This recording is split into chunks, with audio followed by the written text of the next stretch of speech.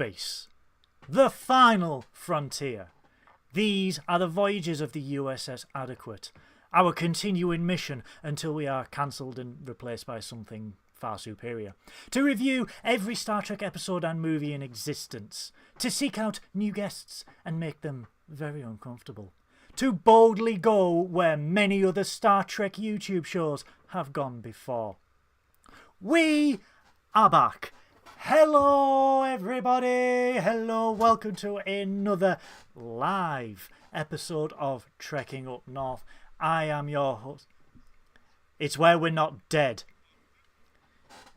It's where we're not dead. I am your host, Captain Goodwill, and joining me as ever is the lovely, the ravishing, the Luxana Troy of the northeast of England, Science Officer Synoiz. Hello. Oh, get me a bucket. Oh, get me a bucket.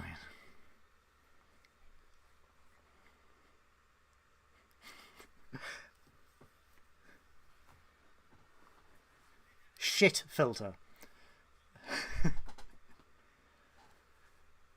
Oh, the mortuary look.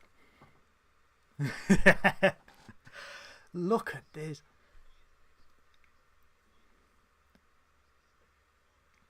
I moaned for so long that the weather was shit, and then we got warm weather, and I was like, yay, warm weather, and then in came the humidity, and then yesterday and today the fog as well as the humidity. So it was not only sticky, it was moist and misty.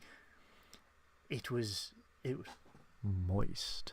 It was very moist and misty. And now I am in a two-piece Starfleet uniform, which is not designed for any sort of warm weather. So if I melt... Silent? How are you silent? Speak up.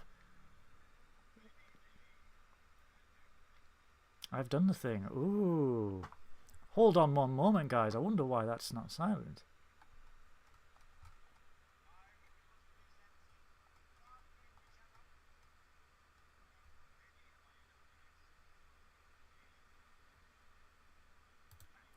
Can you speak now, my darling?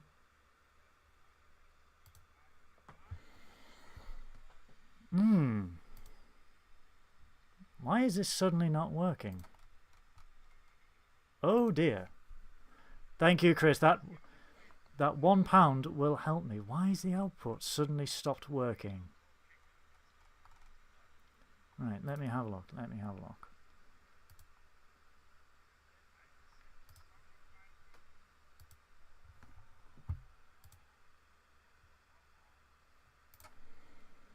Bear with me one moment. I know it's still mute. I don't know what's going on. Let me have a look.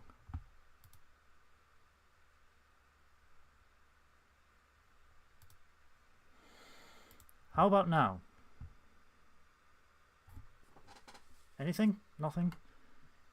What is going on? We did not want a silent review. Why is it not suddenly working?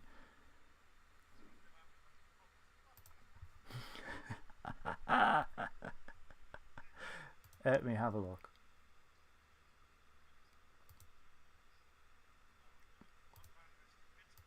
Keep talking.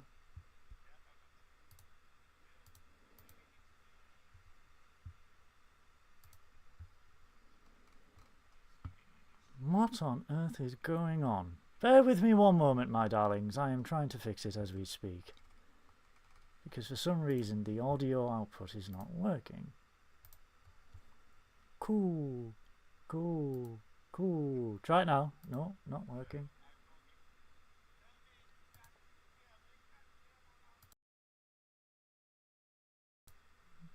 Oh.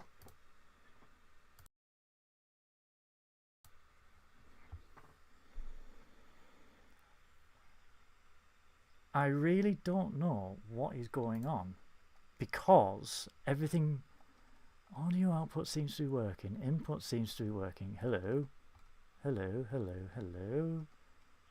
Sausage. I'm really sorry, guys. I don't know why this has suddenly stopped working. I'm working on it now. Bear with me.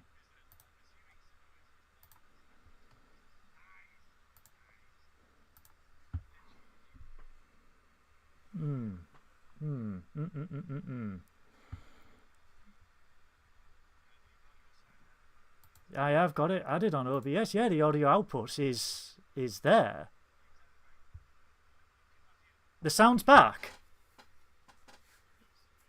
But no Synoiz. Yeah, that's what we're trying to work out, because for some reason nothing is working.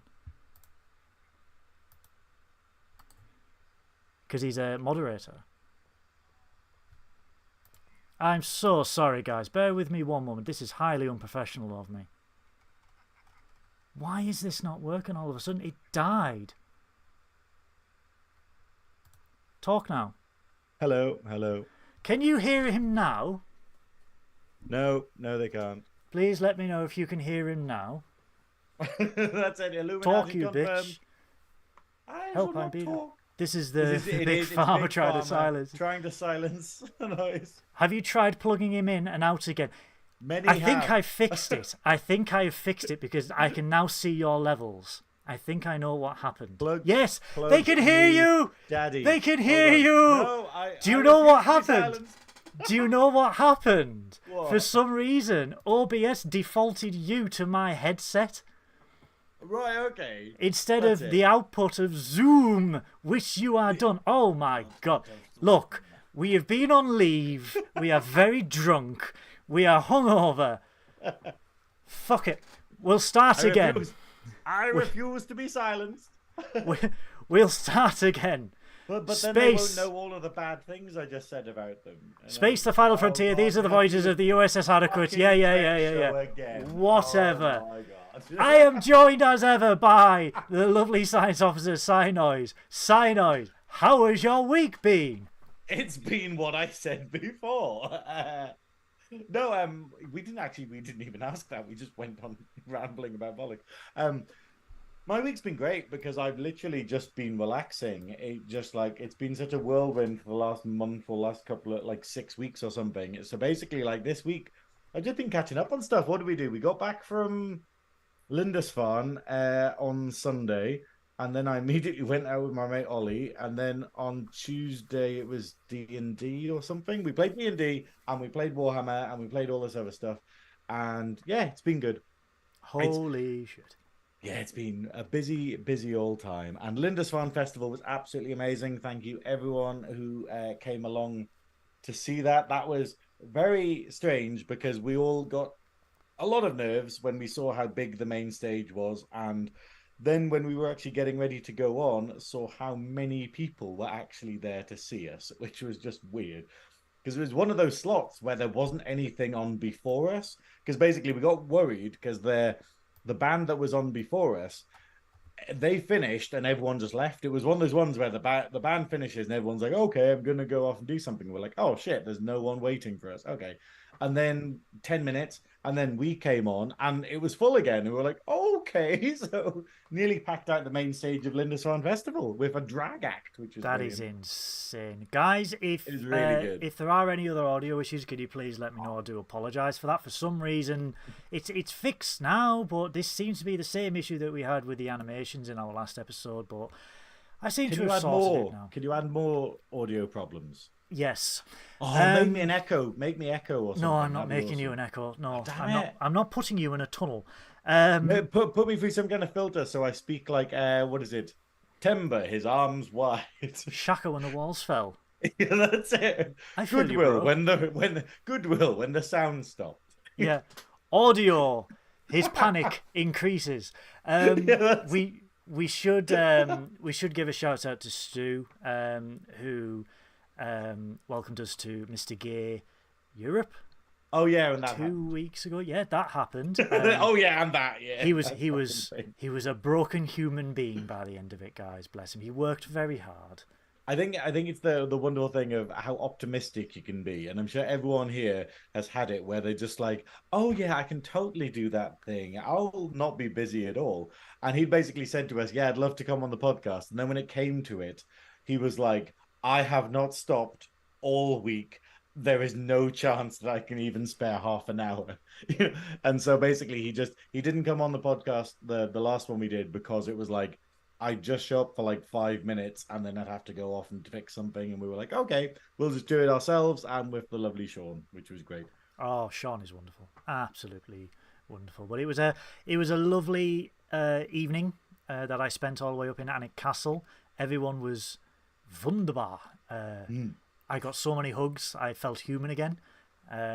What I didn't enjoy was the 2-hour drive back because every moron at like was on midnight. The road. At like midnight, yeah. This suspicious man in a green car driving down Alnwick. Not just a green car, a blindingly green car. Blindingly green car because I want to be noticed. Yeah, my week. It's been interesting. I've talked to a few people that I won't mention for now. Gifts are being sent, which is weird. Huge shout out to Mr. Joe Dove from Captain's Quadrant, formerly Spectrum Sanctorum, who has shipped over a lovely little timely treat from Las Vegas. A Strange New Worlds Lower Decks com badge. Ooh. It's so good. Focus, you bitch. Focus. Thank you. Ooh. There we go. Oh, we're focused. Fansets.com. That will go onto my new uniform, which is being ordered as we speak, or has been delivered as we speak, all the way from Asia. So I'm looking forward to that. Other than that, it's been busy because I'm in America in nearly a week's time, which is I don't want to come back. No, it's not scary. I just don't want to come back. So yeah, it's all been good. I love that we haven't even organized a plan for what we're doing while you're away. We were literally we have, 30 seconds ago. 30 seconds before we started recording this. We're like, oh yeah, what are we going to do about that? And I was like, do I just do it myself? Or, okay. So a plan will be sorted in the next week. Well, we'll see. Instead of checking the audio, I thought I'd just stick around talking about other things. So, yes. Anyway, I like having problems. It makes it more wouldn't fun. It wouldn't be the adequate if there wasn't some sort of technical problem. Well, speaking of absolute unexpected chaos, Lower Decks season 4. How? Wow.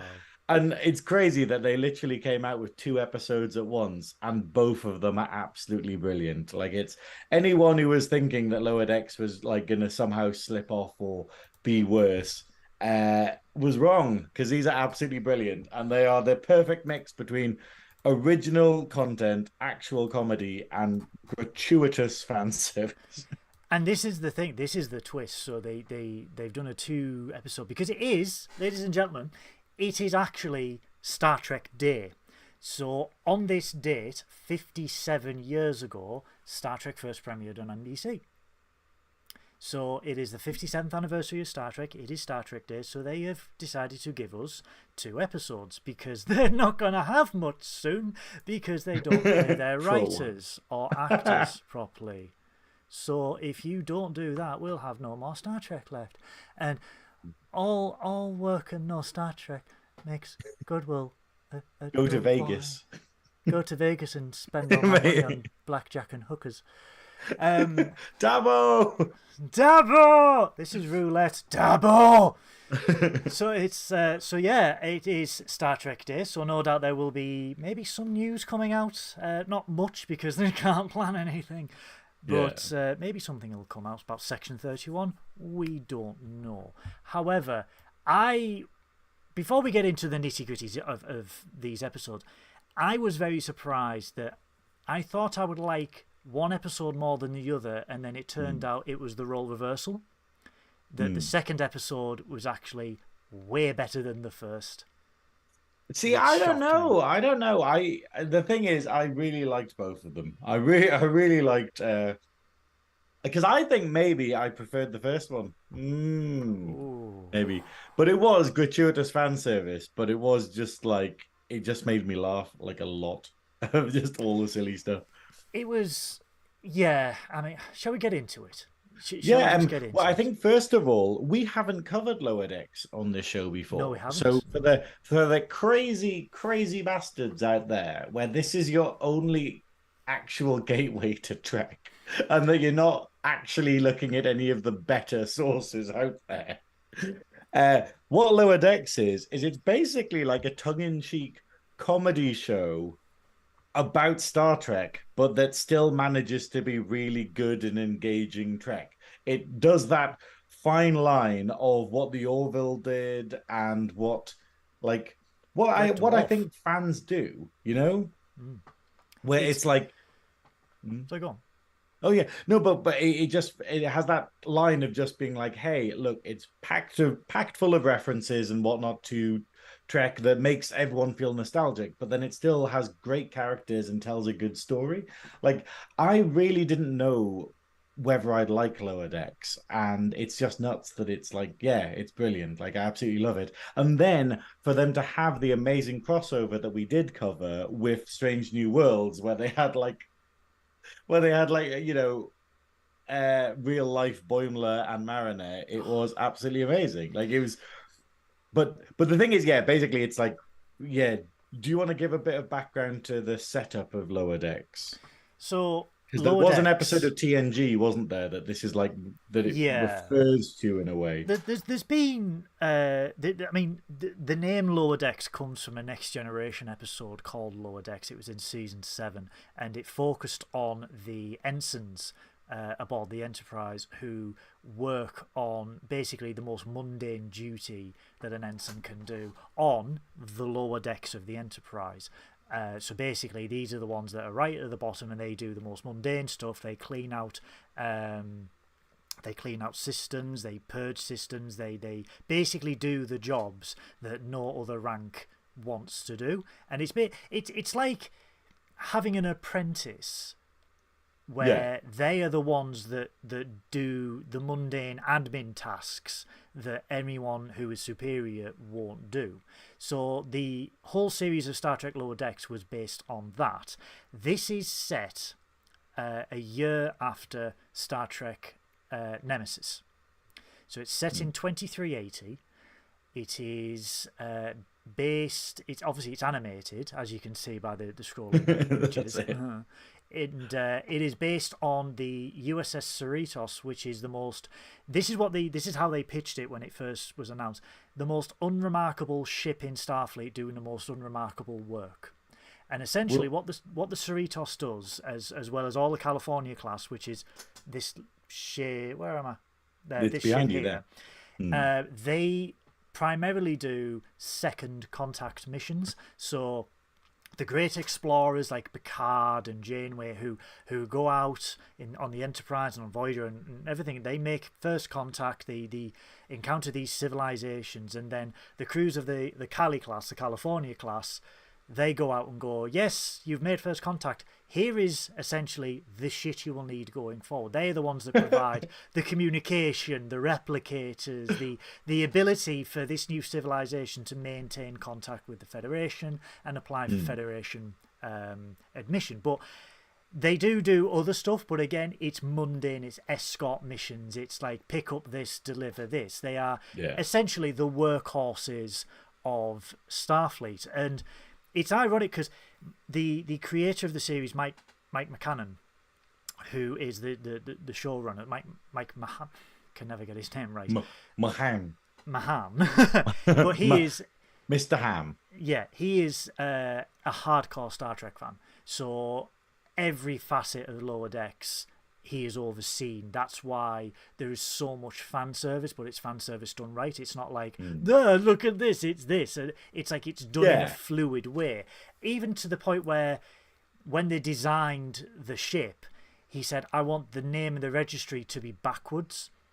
And he said, because this type of shit, because this type of ship, because it's the workhorse, it'll be used to towing stuff. And he wants the name backwards so people can see who are being told what the name of the ship is.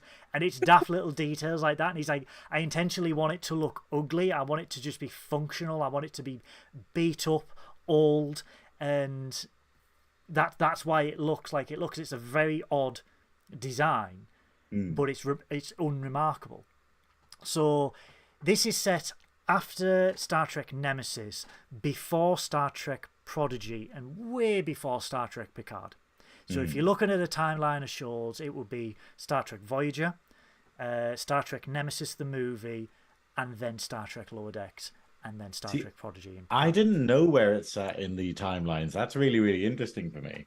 But but yeah, and obviously the main characters that we have, it's as normal with Trek. It's an ensemble cast. So we have the captain, we have the highest security officer, we have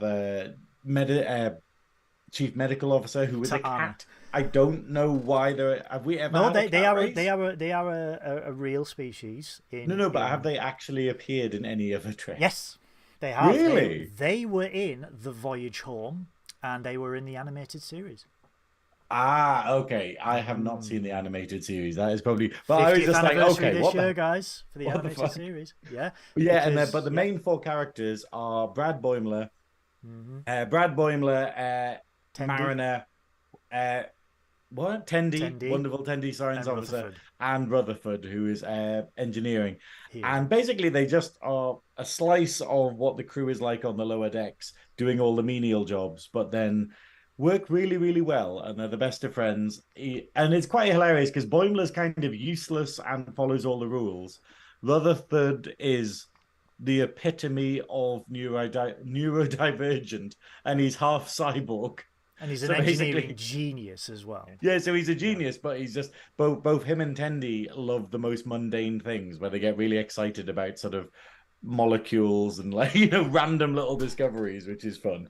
And then you've got Mariner, who is bizarrely one of the most competent people on the entire ship, but who doesn't give a fuck about anything.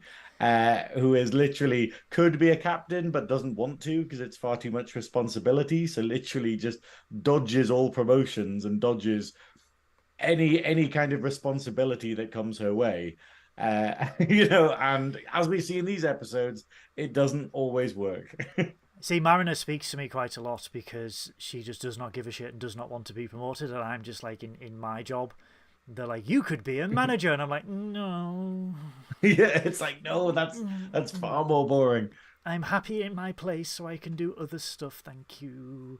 I think, to be fair, I'm probably more of a Rutherford or a Tendi. I think.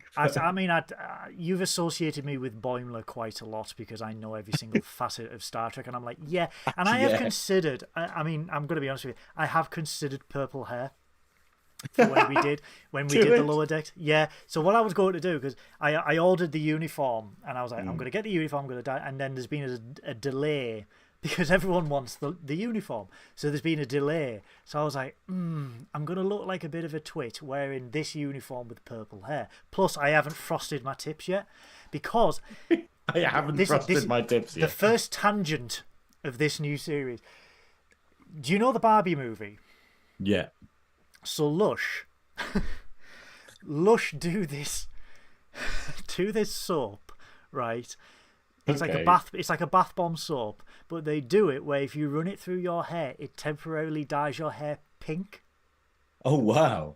So I'm thinking, like, when I get my tips frosted, bath bomb the fuck out of my tub. So every week when I do the show, I'm going to have purple tips instead of frosted tips. I just want to go, wild. But I just want to go to Lush in a Starfleet uniform and go, I want your Barbie bath bombs, please. Just to see what type of security they call to escort me out the shop. But I think it'd be fun. To be fair though, second, I swear, guys, we're going to get to this show. Second tangent. Okay. I was detained in the bank yesterday. Wait, what? What happened? Did you forget to put your rifle down? But have I had a week? I went to go withdraw some money. I went to go withdraw some money from my bank account to get some dollars, and apparently that is a suspicious thing to do nowadays, to withdraw cash from your bank. I got detained for about 40 minutes. I think it's because we live in Tory Britain. People aren't used to it happening. Yeah.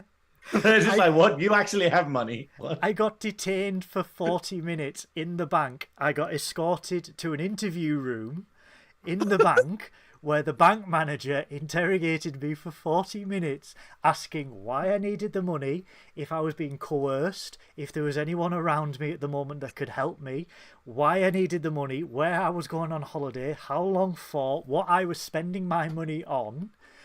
And I was like, I just want my cash to get my Why am I being detained?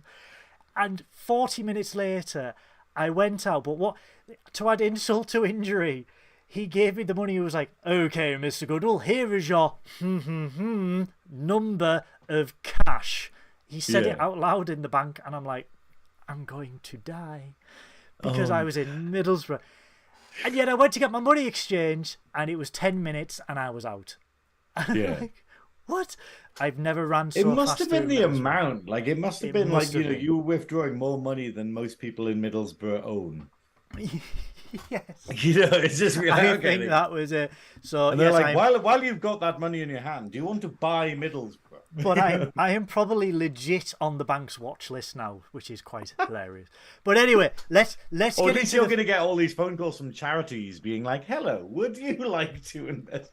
No, thanks. I've spent it all. On one of the charities I support literally emailed me today to say, because you know what, this stupid thing where I donate to charities to support charities, but then they put you into like, what is it, like competitions and stuff, and it's like, hang on.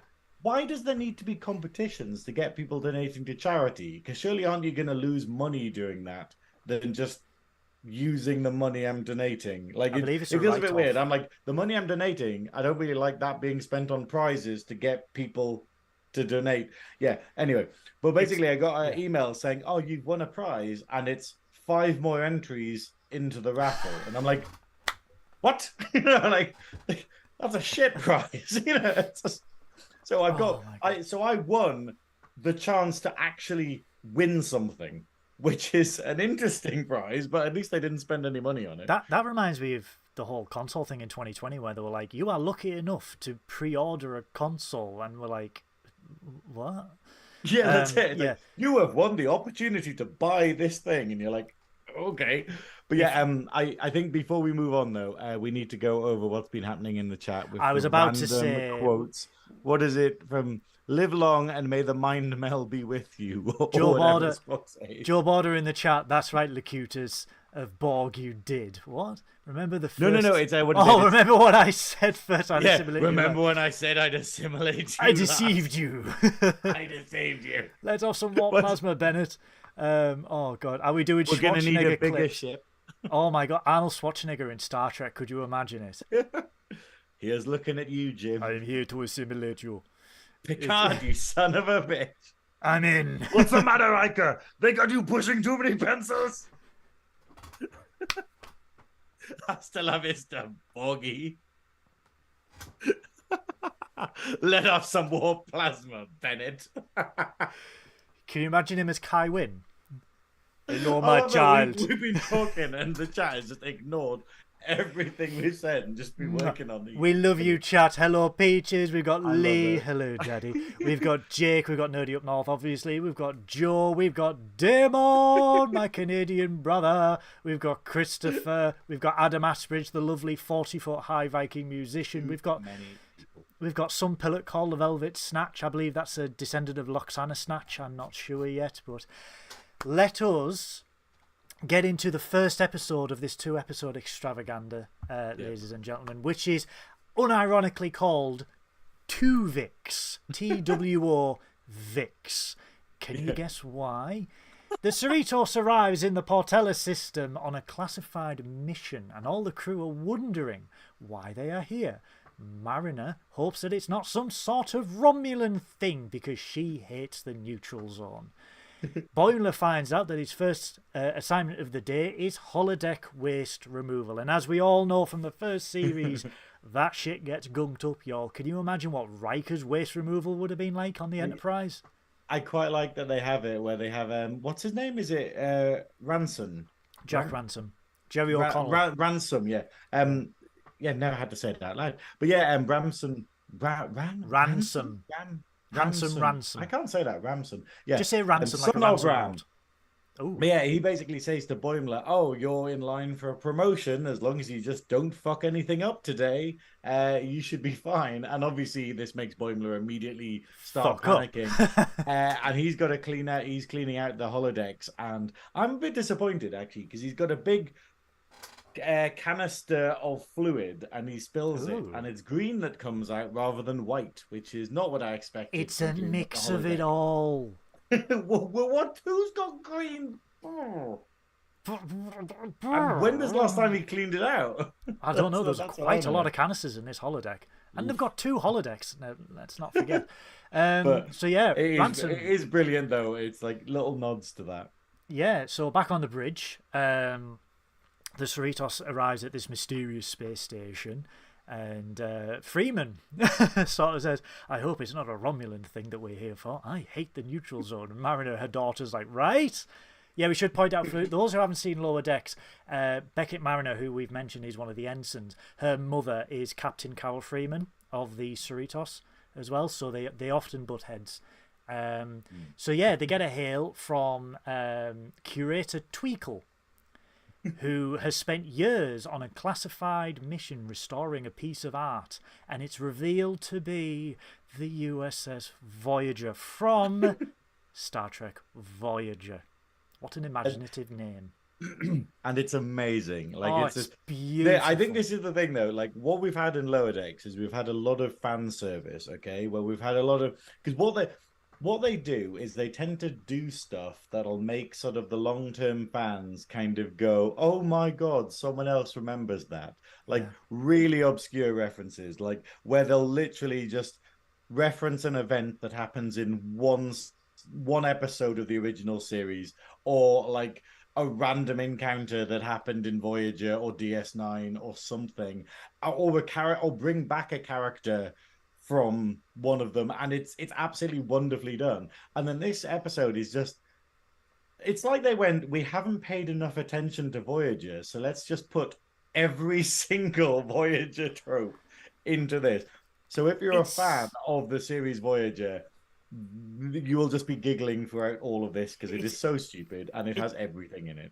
It's kind of ironic though, because in season 3 they paid homage to Deep Space Nine, which was the third Star Trek series in season 3, and then in season 4 they've paid homage to the fourth Star Trek series, which ties in really nicely. Joe Border they had the Titan and Riker appear for the first time, didn't they? Or was it season 1? Yeah, at the end of season 1. Joe Borders just said, "Wait, Jerry O'Connell of Sliders fame?" Yes, and not only that, Joe, he is also married to Rebecca Romaine, who is Una Chin Riley in Star Trek: Strange New Worlds. So both first officers of both series are married to each other. That's why in the crossover of Strange New Worlds, Ransom goes, "Oh, hottest first officer in Starfleet," and I'm like, "Yeah, your wife made you say that. You had to say that. You had to say that." But I yeah, absolutely love this because while other things have touched on Voyager before, like is it season 3 where there's the Tom Paris episode? Where they have like Tom Paris as a guest character. The Tom Paris collection plate, yes. Yeah. And then in Picard we had Voyager at the Fleet Museum as well. Yeah. This is absolutely brilliant. And obviously as we get to see Voyager animated for the first time, the music. It does the full-on theme tune from it. Not as good as Adam's cover though, I'm going to say. No, definitely not. Adam's cover, who features prominently at the start of our episodes. Plug, Adam. See, I'm getting you there. During the intro, though, did you notice the whale probe? There through plugging. Yeah, exactly. That was my strategy, Christ. Pull-out method is strong. Did you notice in the intro, though, for the show, the whale probe from the Voyage Home? No. You know there's a little battle scene, obviously, because we get flybys, and then there's a battle scene with Romulans, Klingons, Borg, crystalline entity, and what they've done for this season, they've added the whale probe from Star Trek 4, the one with the whales. I did not notice that. With the whale noises as well, and I'm like, oh my God, please just have that probe coming back one episode. I would fucking love that. I really would. So yeah, the stardate. And again, this is why I love Lower Decks. Stardate 58724.3, which is the year 2380 exactly, because the stardate in season 1 of The Next Generation is stardate 41, and then every season onwards it was 41, 42, 43, 44. So they established that in The Next Generation, and they have carried it on with Lower Decks. So the more anal of us, like me, can go, yes, that is exactly 17 Hang on, years. I thought I was the most anal of us. Well, surprise, surprise. But it's exactly 17 years from the first episode of The Next Generation, which is brilliant. So, yeah. Delicious facts for Star Trek Day. Delicious facts. But yeah, I will keep saying this, yeah. So, yeah. So... And also, I will mention in the intro, like, obviously, I always love the intro to Lower Decks, because it is a parody of all of the intros from the other things, where we get to see zooming around and stuff like the spaceship, and then it literally starts with the Cerritos getting like sucked off into space, which and then was sort still of righting featured itself on, and coming back.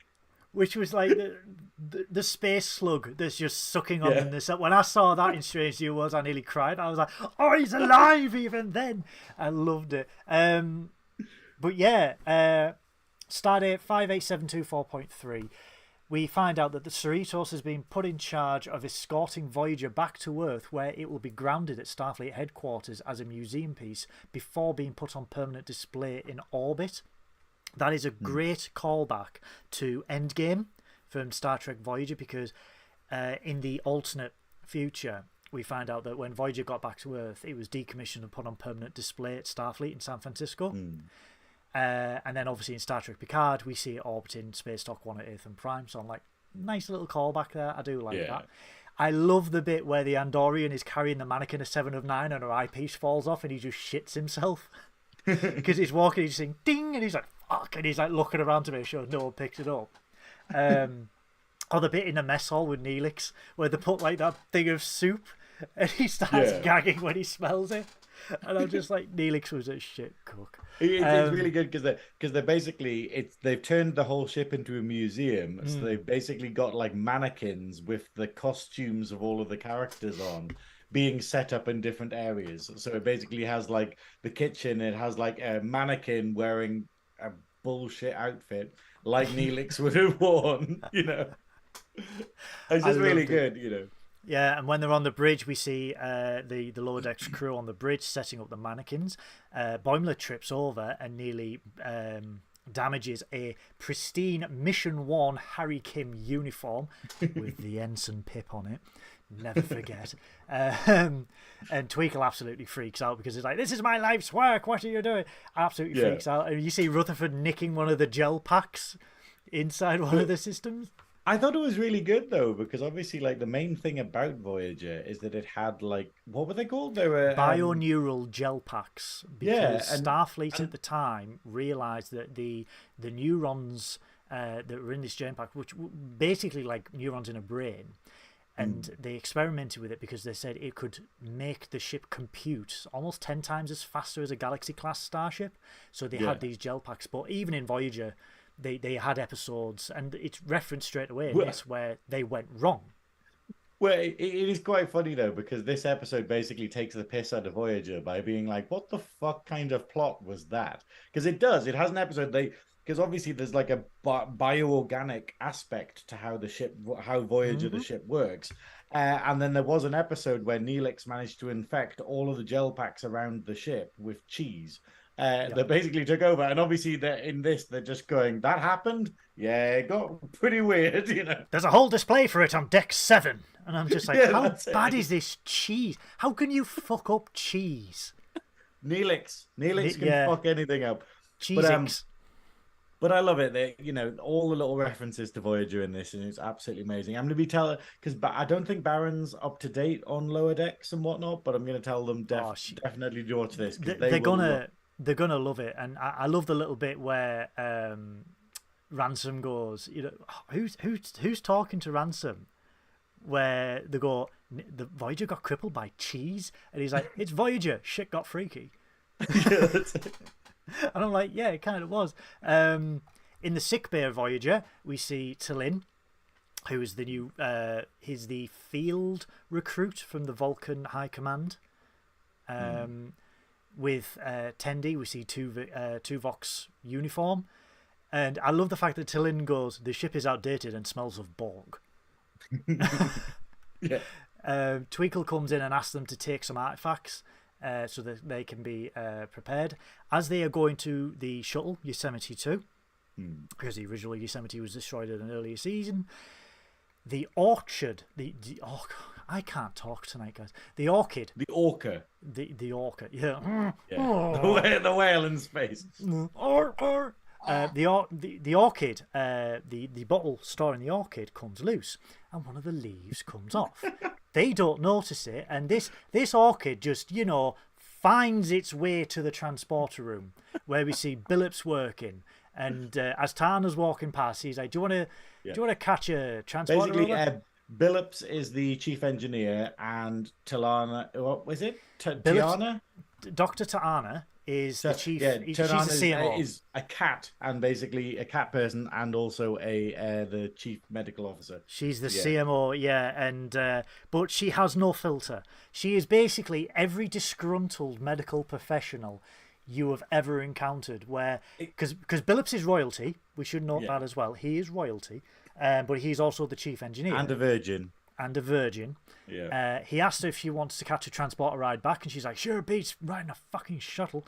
The thing I love about this is literally on my Amazon Prime, it comes up saying that this show is suitable for all audiences or something, and I was just like, I don't think it is, because the hilarious thing is that they beep all of the swear words, but very badly, where you can still tell that they're saying fucking, but then it just puts a beep in as like an acknowledgement, maybe. But then with Tana, it's basically, you can always tell exactly what she's saying. You can always hear the swear word, even though they beep it, and it just makes it better.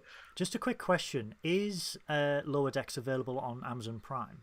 No, this one is Paramount Plus. Yeah, there's Paramount Plus. Right. Okay, that's fine. Yeah, so I think the older one, I think the other series, like 1, 2, and 3, are on normal Prime. Yes, they are. But but no, I had to go into the separate Paramount Plus thing for this today. Right. So, guys, if you do want to catch up on it, it is available on Amazon Prime. So, if you don't have Paramount Plus, you can always just catch up on there. Sarah Peaches is saying she's just watched that episode today. What, the one with the cheese? The one with the cheese and the gel packs? Cheesix. Cheesix.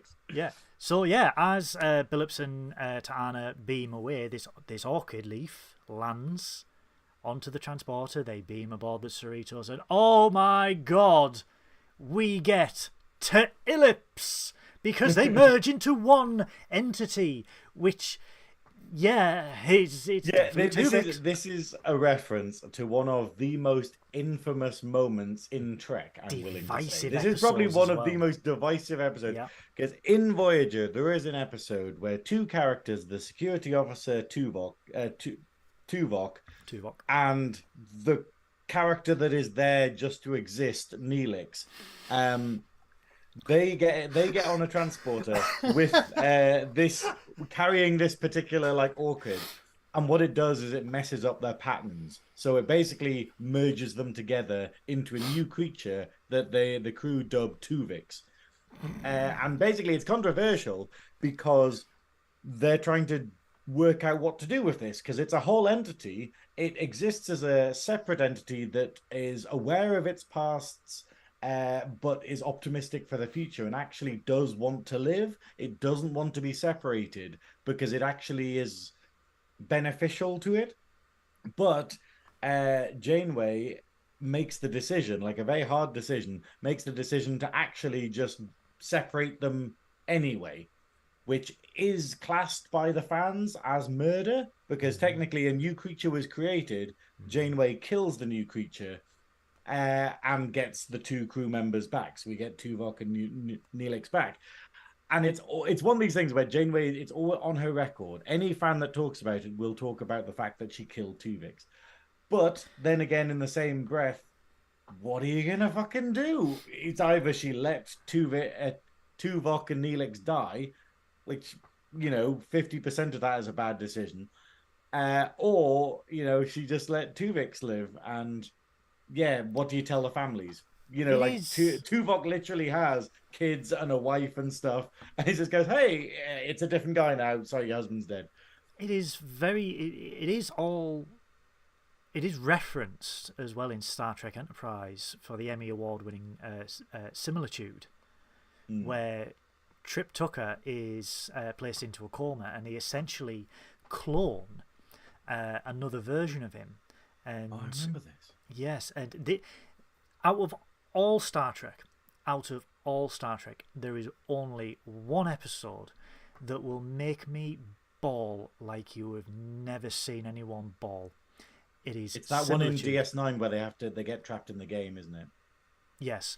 Apart from that, but it's similitude, and the essential.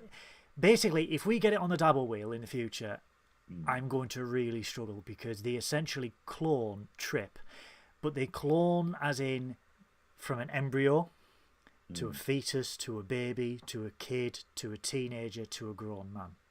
Yeah. They raise this person who is, again, a sentient entity. He is human. He's by all intents and purposes Trip. Has his memories and everything like that. And Archer makes the decision to kill him, like Janeway, because of a necessary need. Now, with Janeway, they're trapped in the Delta Quadrant, and she needs her 2 officers. With Archer, they're in the Delphic Expanse. He needs his chief engineer because they are trapped. It's a no-win scenario. Either way. I think that the difference is, though, that with the Enterprise one, they deliberately create this clone of Trip for his organs in order to save the actual Trip. Yes. So it's this idea of he was going to die anyway. Like, that was the purpose of him being created. He had a limited lifespan of about a week. So it makes it a bit easier that is literally like they could have let him live for another day or two, but he was still going to die. But it's with the Tuvix thing, it's the idea of they could have just carried on, but it was the fact of there wasn't in both scenarios, there's not a right decision. There's only what you need to do. And I think Janeway felt that having Tuvok without Neelix was a better thing. And I agree. He was a morale officer, which, if you work in an office, you see these nonsensical job roles. That's what it is.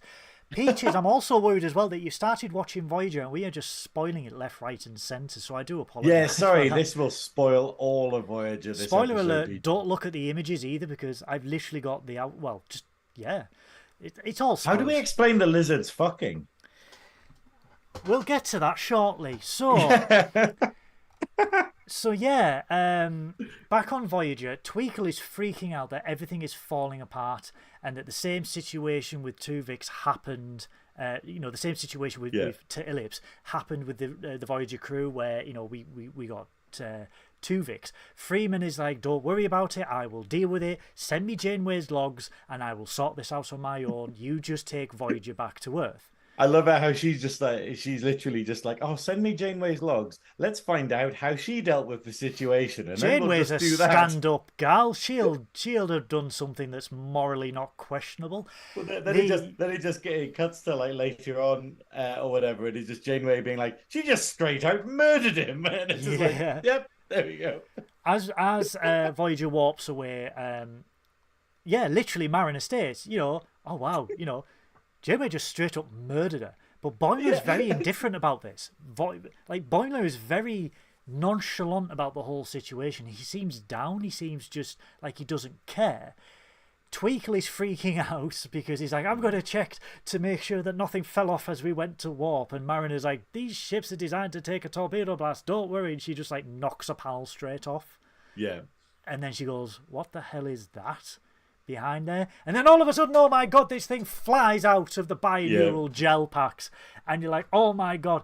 And then we realize, oh Jesus Christ, it's the macro virus from the episode Macrocosm, which is brilliant because it's obviously this episode is just bang bang bang Voyager references, which is amazing. But yeah, the macro virus was another episode of Voyager with bad CG, which is the kind of hallmark of Voyager. I mean, it's not Babylon 5 shit, but it's definitely Species 8472 could have been better, as could the macro virus. But it was in that weird transition period where Voyager and DS9 were in that period in 90s TV where they were, because obviously Industrial Light and Magic did the movies, and we had foundation effects and everything like that, but they were transitioning from 3D models to CGI, and it was in its infancy. So if you look at it at the view scope of this was the mid-90s, and it's like, take it as it is. Yeah. But it was really interesting with Voyager and DS9 because you could see in such a short space of time how quickly the CGI advanced, where you got like really shit CGI in Macrocosm or Microcosm. Is it Microcosm? I think it'll be Macrocosm, wouldn't it? Macrocosm. Yes, it was. Because microcosm's actually a term, whereas macrocosm's like a play on words. But you see the advancement from that to like the last episode, where it's like, even today you're like, that's like 25, nearly 24 years ago. Well, they put some money into it because it was the finale. And but it's unlike Enterprise. Oh no! I will stick up for Enterprise. I will defend Enterprise's CGI to the hilt because Doug Drexler designed the NX-01. And when you get into the details of the NX-01, he's like, yeah, this is like a fully rendered 3D object, and I can zoom right into a fucking rivet. No, but I mean, unlike the effort put in the final episode of Enterprise, it never had a finale. They put the episode into Endgame. I actually love that Lower Decks references the end of Enterprise as well. Like literally, it never had a finale. It never did. I don't know what you're talking about. Swiftly moving on. So but it's great that literally the macrovirus. The macrovirus comes out. It starts spitting stuff around the ship, and it's quite good because you get the guys. What's the guy who runs the ship? Who runs the museum? Oh, Tweakle. Yeah, Tweakle like panicking because he's literally spent ages making sure everything is absolutely perfect for the ship and it's in immaculate condition, and then everything is going wrong. This creature that they thought was dead starts respawning everywhere, starts duplicating, and starts spitting slime everywhere, and he's just losing his mind in the background. But then you get security officer going, "Timber, his arms wide." Well, this is the hilarious thing because Lower Decks, obviously, a lot of the characters reference the previous shows and whatnot, and it has a character who is what's the race called? I know that what I wrote down. The character's called Kashon, but I don't know what the race is called. Forgive me, guys. But they're the ones who talk in examples. They talk in parables, really. And you'll know this, Peaches, but obviously it's one of the most famous episodes of TNG where they get trapped on a planet. Well, Picard gets trapped on a planet with a race that he can't communicate with because their way of speaking is so different to everything that Hoshi's universal translator can't actually decipher it, but it's because they actually speak in examples. They speak in like context. So it's one of my favorite episodes. It's so good. It's you know how we talked about how good the trial episodes of Trek are, where it's literally just people sitting down talking politics, and that's what makes Trek. Or like, Measure of a Man, or Ad Aspera per Aspera, whatever. Yeah, and it's just fantastic. But they speak in metaphor. So effectively, if he was saying, oh yeah, oh I'm disappointed, or oh I'm unhappy, he'd say, Shaka when the walls fell, referring to an incident where the walls of a city fell and it was overrun and it caused great sadness. So he says I'm unhappy by referencing an unhappy event. And it's crazy, but we have a character in the show who's doing that now, and it's just obscure fan service. It's wonderful. I mean, that episode of TNG is wonderful because one, we get the alternate uniform, the Picard jacket, the leather bomber, and two, this is a real Star Trek episode where we see two people trying to understand each other without technology. These are two aliens.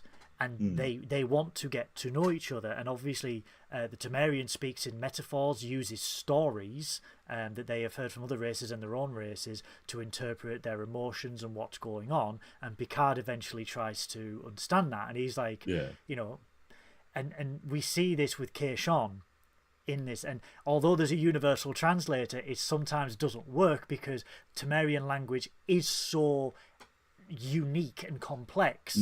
That when there's panic like that now, it's like, Timber, his arms wide. But then... Although I am going to refer to panic as Goodwill when the sound failed. Yeah. Goodwill, anxiety arisen. But so yeah, this tries to attack Boimler. Boimler fends it off, and then Ransom's like, stop it escaping the bridge. How do we do that? Stand in front of the doors. And I'm sat there and I'm like, hang on, if you stand in front of automatic doors, they're going to open. But anyway, so they all do that, and one goes straight for Boimler and he ducks, and it lets it go. And I love the bit where Keishon and Jack, where it's like, where Jack just goes, oh, shaka, when the walls fell. And Keishon's like, so Car, his eyes uncovered. And he's like, I pay attention, fist bump. Yeah, but that's it. Shokar's eyes uncovered, which basically means, oh, I just noticed something. Or, oh, suddenly I see. It's like, it's a wonderful language. It's great that they're bringing it back in. But it's also things that are going to affect Boimler's chances of promotion, which is basically the whole episode is just him failing at stuff. And, now that he's been told he's getting a promotion. Oh, it's brilliant. Also, yes, Beth, fuck the Tories. Fuck the Tories. Fuck the Tories. My co-worker did a lovely drawing, just third tangent, did a lovely drawing during one of our work days. Let me see if I can get that on there. It is a punk seagull saying, fuck the Tories. Yes! Oh, I love that. That's so good. Fuck the Tories. So we can say that because Paul's not here. Yeah. Well, he is, but it's like Paul's not on the show, so we're allowed to say fuck the Tories. So the macroviruses escape.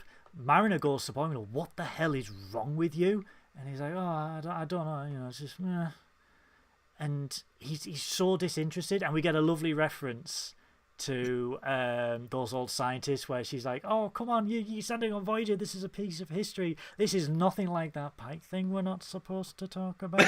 I love that Pike thing we aren't supposed to talk about. It's referencing nice, them, the episode with them on Lower Decks, and it's just weird having two nice shows coming out at the same time, bouncing off each other. It's so good. This is what we have not had with, I mean, we've had it, but barely. But this is what we've not had with New Trek since 2017. Whereas the TNG era, they all coexisted with each other, and they would bounce off and they would talk and everything like that. We haven't really had that. You had Quark appearing on TNG. Yeah. You had Picard appearing on DS9. You had the opening episode of Voyager where they're starting at DS9.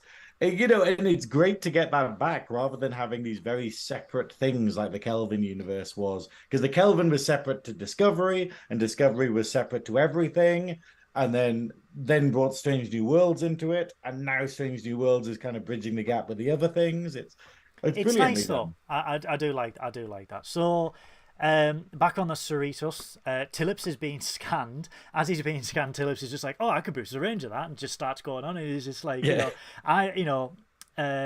find out that obviously this is the same situation as Voyager faced with Tuvix. T'Lyn is very cautious about interacting with this new entity, to Illips. And Tendi states, oh, it's fine. He didn't ask to be created. And Tillips is just like, man, I'm glad to be alive. Yeah, it's literally because all of us know exactly how this is going to end, and it's literally just like Tulips just being like, "Oh, I'm so glad to be alive. I love the fact. I love the fact that Freeman's just like, we could sort this. I'm going to go review Janeway's logs, and Shax is just like, so how much physical memories do you remember? And then just to Ellipse's eyes, just like. Yeah, basically because Shax, who is the head of security, who is a big bulking Bajoran, referencing DS9, is going out with the chief medical officer, who is a cat person. It's very awkward. They have a very violently sexual love life, which is passionate love life, which is quite good because they're both absolute psychopaths. So I just love the idea that suddenly the engineer now knows exactly what Shax's his love life is like. I love that. And we get more of it in the second episode, which is just like, oh, Jesus. I love it where they're literally like, oh, let's review the logs and see what Janeway did with this. It's just like, oh, they just flat out murdered him.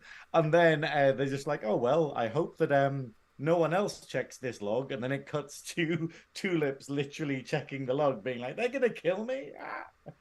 Back on Voyager, we get a shot of the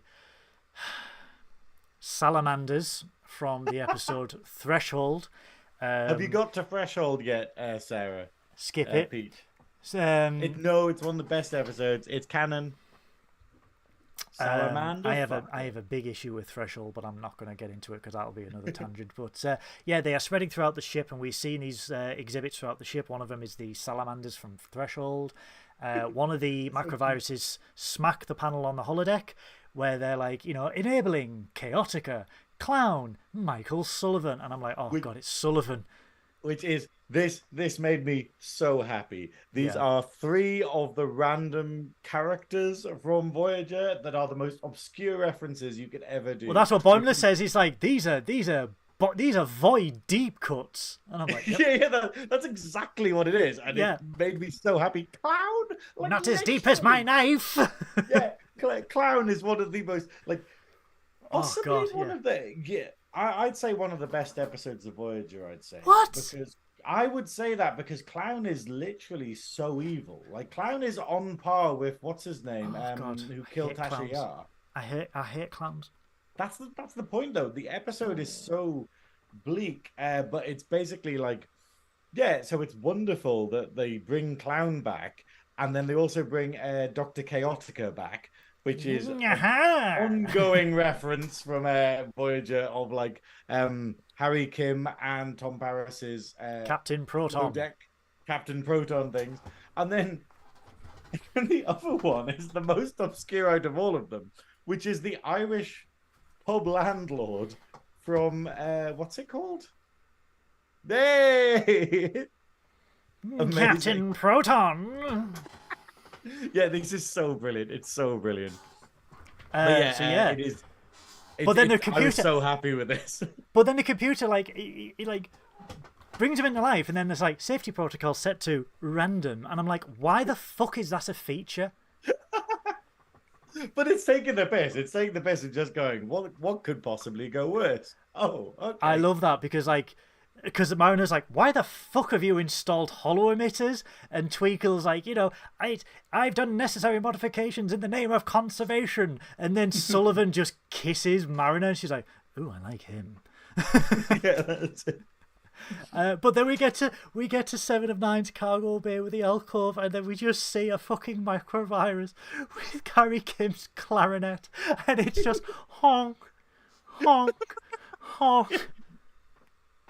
No, but then even better, it's going through the 7 of 9's like bay and picks up loads of Borg nano drones. Yeah, it knocks over an alcove. One of the macroviruses gets assimilated, so it becomes a Borg macrovirus.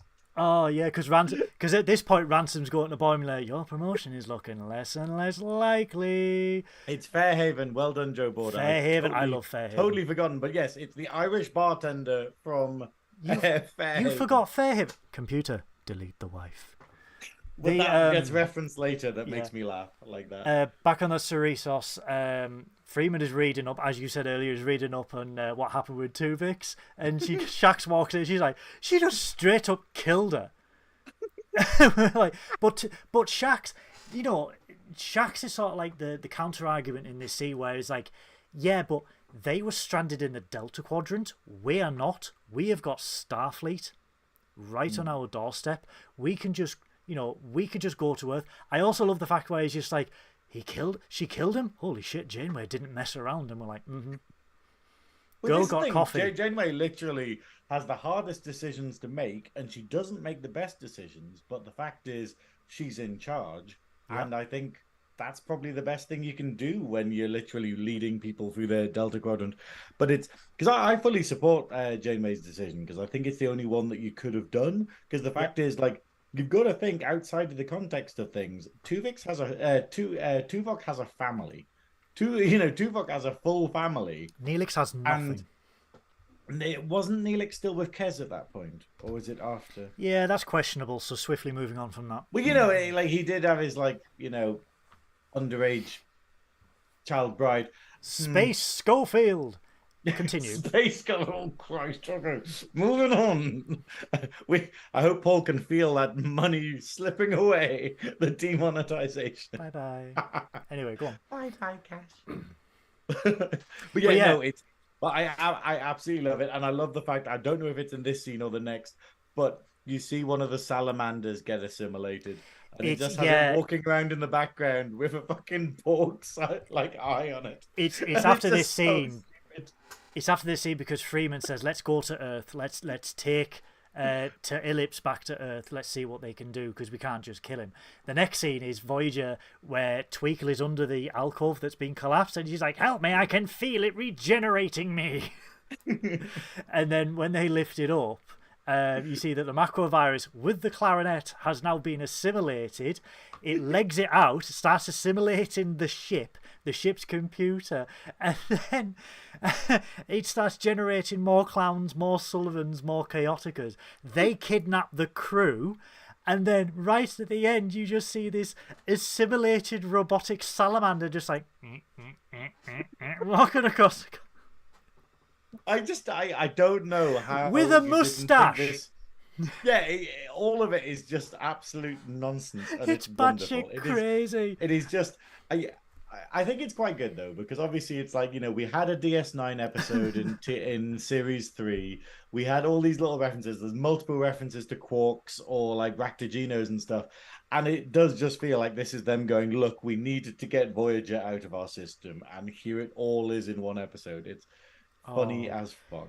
On the Cerritos, we see that Ellipse has found out what happened to Tuvix, and he's like, "Oh fuck this!" So he calls Dr. Miglymore, who is the ship's therapist. Dr. Miglymore, who is a bird, and one of the most useless characters in it. He is the lower decks equivalent of Neelix. Yeah, basically. He's the Neelix of lower decks.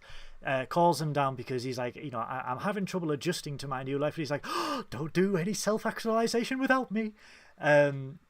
Freeman and Shax go to the quarters because Ellipse is freaking out about he's pretending to have an existential crisis, lures Freeman in, gets Freeman trapped in a transporter that he's suddenly just constructed out of everything around his quarters, throws Miglymore into the pattern buffer with Freeman, and then... And then he's just like, oh god, what does he say? What does he call her? Rise, Captain Frigglyman. Frigglyman. But yeah, and basically he just goes on a thing of they've also pointed out that the medical term for this is called Tuvixing someone, which is what they're already know. And basically he just goes about by protecting himself by trying to Tuvix everyone in the crew. Yeah, because the next thing you see Tendi and T'Lyn in 10 Forward, and Tendi's trying to have a moral conversation with T'Lyn, and T'Lyn's just like, I don't give a fuck. I'm just here to hydrate. And then they hear phaser fire, and then you see like a hybrid Shax and, you know, a hybrid like Frigglyman and stuff. And they're essentially kidnapping the crew so they can be Tuvixed. Tendi and like T'Lyn sort of like hide away from them. But back on Voyager, you see Ransom and Rutherford splattered on Astrometrics. And then you hear Sullivan going, oh, I miss my wife. And I'm like, yes! Referencing one of the best quotes of Voyager, which is when Janeway goes to Fairhaven, when they create Fairhaven, Janeway basically meets this incredibly attractive Irish bartender who's married with a wife, and says the line, computer, delete the wife. And then proceeds to make it with him. She's cold. She's cold-blooded. She knows what she wants, Janeway. You can't deny that. She's cold-blooded like a salamander. Yeah, but I just love that they've randomly got this Irish... Yeah, they've got Sullivan here, and he's just like, I would miss my wife. Yeah. As the holographic Sullivan leaves Astrometrics, Boimler, who has not been captured, creeps out of one of the Jeffries tubes and frees, because you've got Tweakle, Ransom, and Rutherford splattered, and he's like, I need an engineer. Frees Rutherford, and Ransom is going absolutely apeshit for him not freeing him. They escape down the Jeffries tube. He's like, we're gonna have a long old talk about this. Oh, yes, just before that, what was it? No, hang on. No, hang on. He tries to free Mariner, and Mariner... Yeah, he tries to free Mariner, because you see Tweakle being taken away to the bridge, and he's like, my career is ruined. this is where Boimler confesses why he's feeling like he's feeling. Like, Ransom said, I was going to be promoted, but I don't want the promotion because of what happened between us previously when he went onto the Titan, and took him months to build up that friendship again. And then him not believing her when she was shipped off to Starbase 18 in the previous season, where everyone believed that Mariner sort of shopped Captain Freeman. Yeah. And basically said she was running a shit ship. They both confess how they feel. Mariner says, "You idiot, I'm the one that recommended you for promotion to Ransom." And says that you don't need me, you've got big enough balls to go save the ship. He does that. So effectively, because Mariner is so badass, freeing her from, like, because basically the macrovirus has like gelled her to a wall effectively, and that's why she's trapped. But basically, and Boimler's solution is always, I won't do it myself, I'll just get Mariner to fix everything. And Mariner's like, no, you need to do this yourself. So effectively, and gives Boimler the confidence and the pep talk to do it. And he goes off and he frees Rutherford, and then they can actually do stuff to the ship effectively. On the Cerritos to Ellipses, he's making his hybrid army. And he blends the bartender with someone else, and he's like, look at these people that he goes to, like, this is what was it, Steve Whale, this is a hybrid of Steve Stevenson and Matt the Whale, and she just goes, I want a fish. One of the crew members is a whale in this, which is they have cetacean observations, because in Star Trek, long been established in Star Trek, they use whales and dolphins as they are experts in navigation. So on the Enterprise D, there was cetaceans operations, which are essentially huge pools where these whales and dolphins can conduct their duties. They are essentially Starfleet officers, but they are whales and dolphins. Don't get into it, watch Lower Decks. It reminds me of Hitchhiker's Guide to the Galaxy, where it turns out the dolphins are the greatest species on Earth. It's like, so long and thanks for all the fish. And then suddenly we have all of these like aquatic mammals in Starfleet. Because of, which one is it? Star Trek 4 with the whales? The one with the whales. Yeah, Star Trek 4. So back on, we've already explained that on the bridge of Voyager, we've got Borg Salamander in charge, changing the course of Voyager to go to the nearest Borg cube. You know what I really want, Goodwill? I really want a Borg Salamander plushie. I really want them to release like Lower Decks Voyager Salamander plushies. Paramount. I would be so in for that. Paramount. First of all, pay your writers and pay your actors. Pay your writers and pay your actors. Secondly, we need a buttload of merch from season 3 of Picard and season 4 of Lower Decks. That's all I'm going to say. Synoiz needs a salamander. I need a salamander, damn it. I need Moopsy. But we'll get to that. Well, we'll get to Moopsy. We'll get to that. So Rutherford plans to break Voyager because they need to find a way to take control of the ship. Well, the problem is they can't take control of the ship because all of these holodeck clowns and chaoticas and whatnot are basically in charge of everything, as are the Borg salamanders and macroviruses. So basically, Rutherford's plan is just to break the ship in order to stop it all working. And how does he manage this? Well, we'll get to that because the next scene we see the two vixing of the crew. T'Lyn comes up with a plan, runs to the nearest Elcar's computer, and she's like, "Oh, Starfleet transporters are so easy to circumvent." Isolates every 2 vixed character, beams them to the brig. However, she's cocked up, and everyone is now a meaty blob.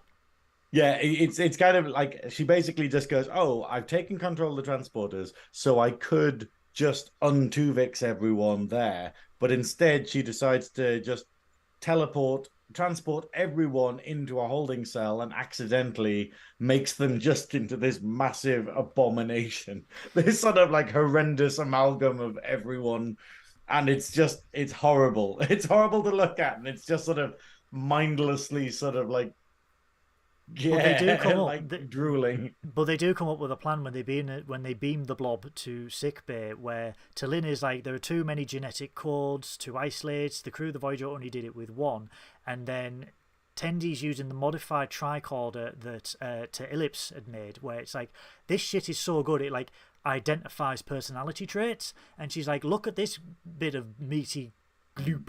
This is the captain, this is Ta'ana and stuff like that. And they come up with a plan where T'Lyn isolates the genetic code of each area, and then Tendi looks at the personality traits of that area, and then they can isolate each area and separate everyone via transporter, which is the epitome of Star Trek science. Star Trek science. You know, it's just like, it's science. Yeah, that's a real thing. On the bridge of the Voyager, though, you see Boimler and Rutherford sneak on as Captain Salamander Borg is monitoring. Boimler is discovered by Chaotica, and he's like, any last words? And Boimler just plays the part where he's like, I am the son of Captain Proton. And he's like, no, how could it be? And then Rutherford just pops up and goes, it worked! And then all the holograms start messing on, start going wrong, start bugging out. And then we see Clown going to stab Boimler before he's deactivated. And then Tweakle goes, what did you do? And Rutherford just goes, Neelix cheese! Yeah, so he's basically filled the entire ship with cheese again. What have you done to my beautiful ship? So basically, they were meant to be keeping the ship clean, and then they've ended up just fucking up every single aspect of the ship. And it's amazing. But I really want to watch Voyager again just to get to the Chaotica episodes, because there's probably only about 4 or 5 of them, aren't there? Not many. Yeah, there's only about 4 or 5 Captain Proton episodes, but they are brilliant because of how silly and over the top it's Dr. so Flash Chaotica Gordon. is. Yeah, it's so wonderful. I love it. Next thing, we see Earth, a lovely picture of Earth, and then we see Voyager on the ground at Starfleet headquarters, tourists going in and out. There is a new Boimler and Rutherford exhibit on how they saved Voyager with Neelix cheese. Captain Freeman's doing a log where she's saying, basically, we are trying to get over the awkwardness of us all being blurred together, knowing our innermost desires, and we are going to try and hide that with a promotion ceremony, where we see the crew of the lower decks, Boimler, T'Lyn, and Tendi, all being promoted to Lieutenant Junior grade. They are getting their second... Where's my neck? Their second pip. It's the second black pip, isn't it? It is. That's how the ranks go. So you get a gold pip for Ensign, gold and black for Lieutenant JG, gold and gold for Lieutenant, gold, black for Lieutenant Commander, gold for Commander, and 4 gold for Captain. Wow. I love how you know this. And then when you become an evil admiral, you get to kill people. So yeah, they're doing a promotion ceremony. Boimler, T'Lyn, and Tendi all get promoted.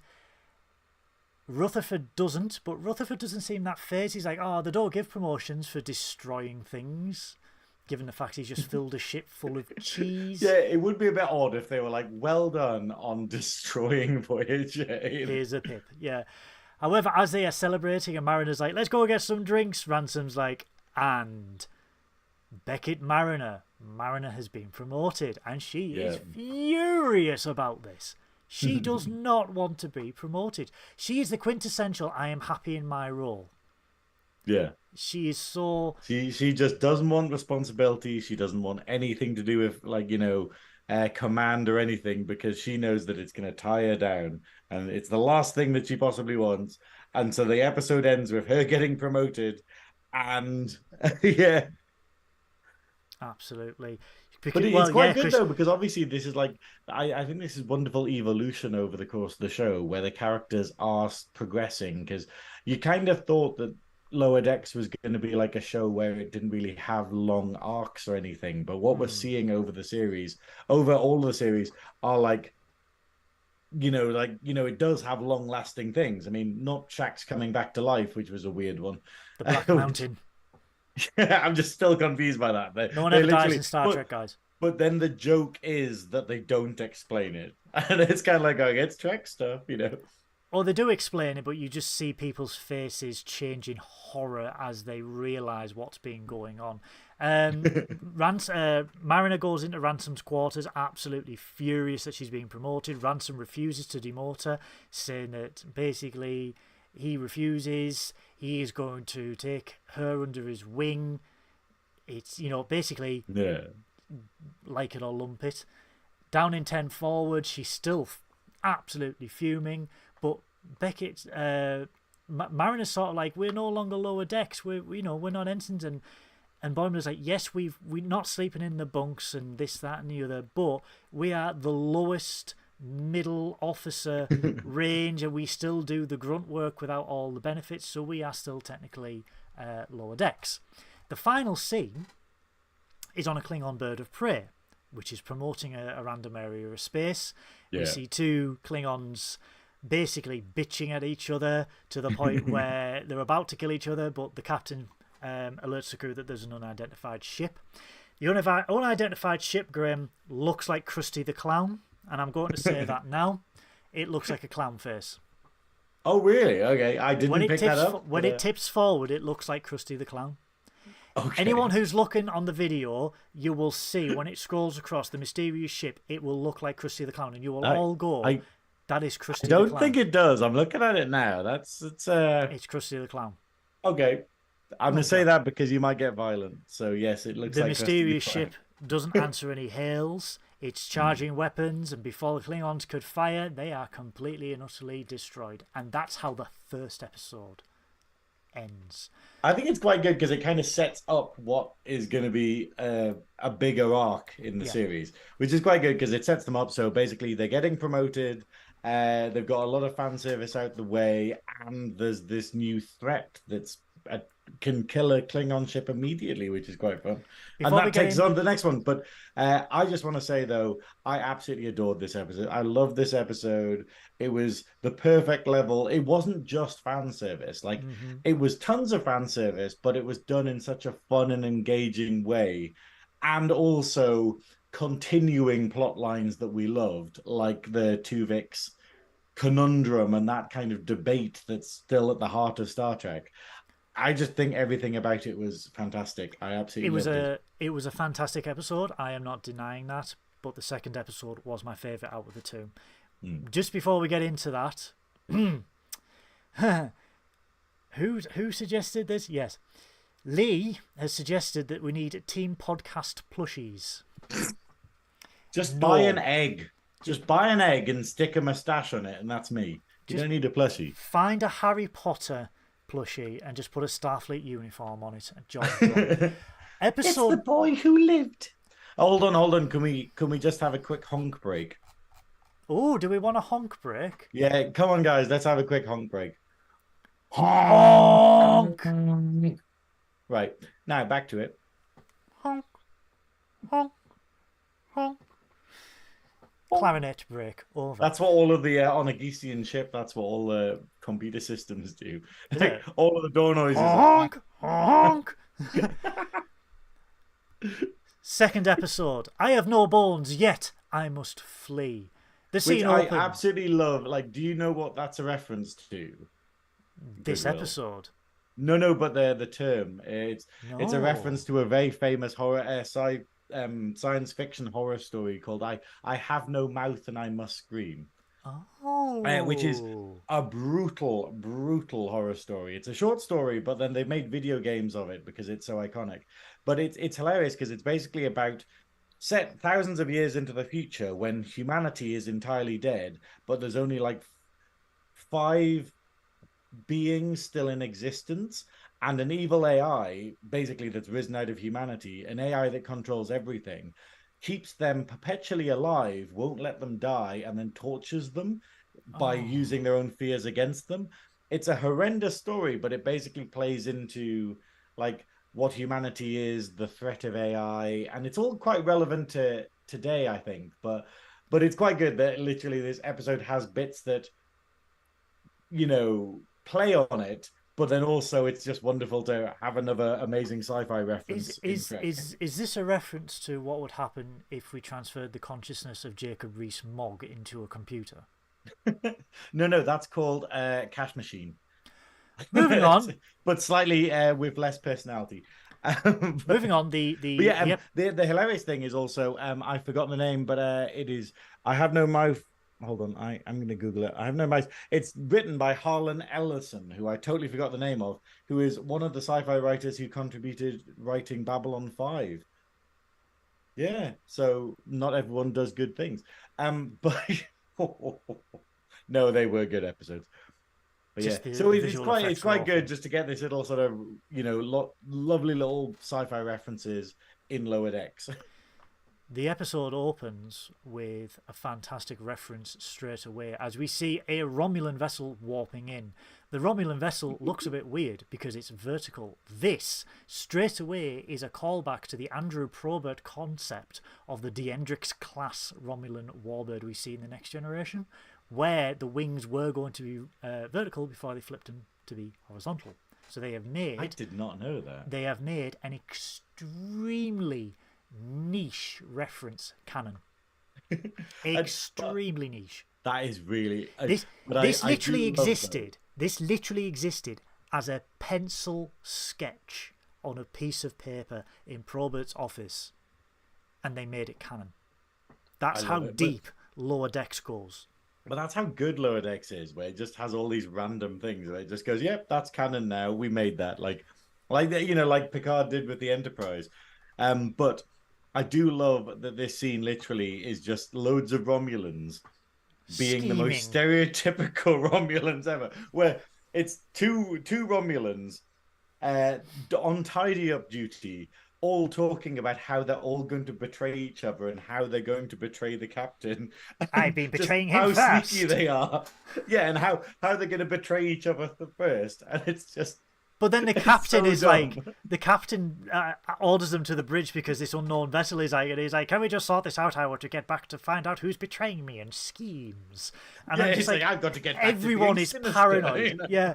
Everyone is paranoid and everyone is backstabbing everyone else on this Romulan ship. And I'm like, yep, them's be the Romulans. That's it. It's just the most, like or what do you call it? The stereotypical Romulan. It's so good. I love it. It's so cliche. However, the mysterious vessel in question is again Krusty the Clown that vaporizes them, leaving only little bits of wreckage and a lovely Romulan symbol drifting across the screen. And they're like, ooh. Which is exactly what happened to the Klingon vessel in the end bit of the last show. This is a threat, guys. Back on the Cerritos, though, we get a lovely little callback to the TNG episode The Price, where we see Ransom and Shax exercising in Crusher and Troy's leotards. Doing the exact move. The exact moves they did in the TNG episode. It's Peaches, you watched TNG. You will remember this episode where Troy and Crusher are exercising in very colourful leotards in a gymnasium. Put it in this literally just has two of the male characters, two of the henchest male characters in the same leotards. And it's just a bizarre reference. But going on about Shax's love life with Ta'ana, where he's like, "Oh, I'm struggling.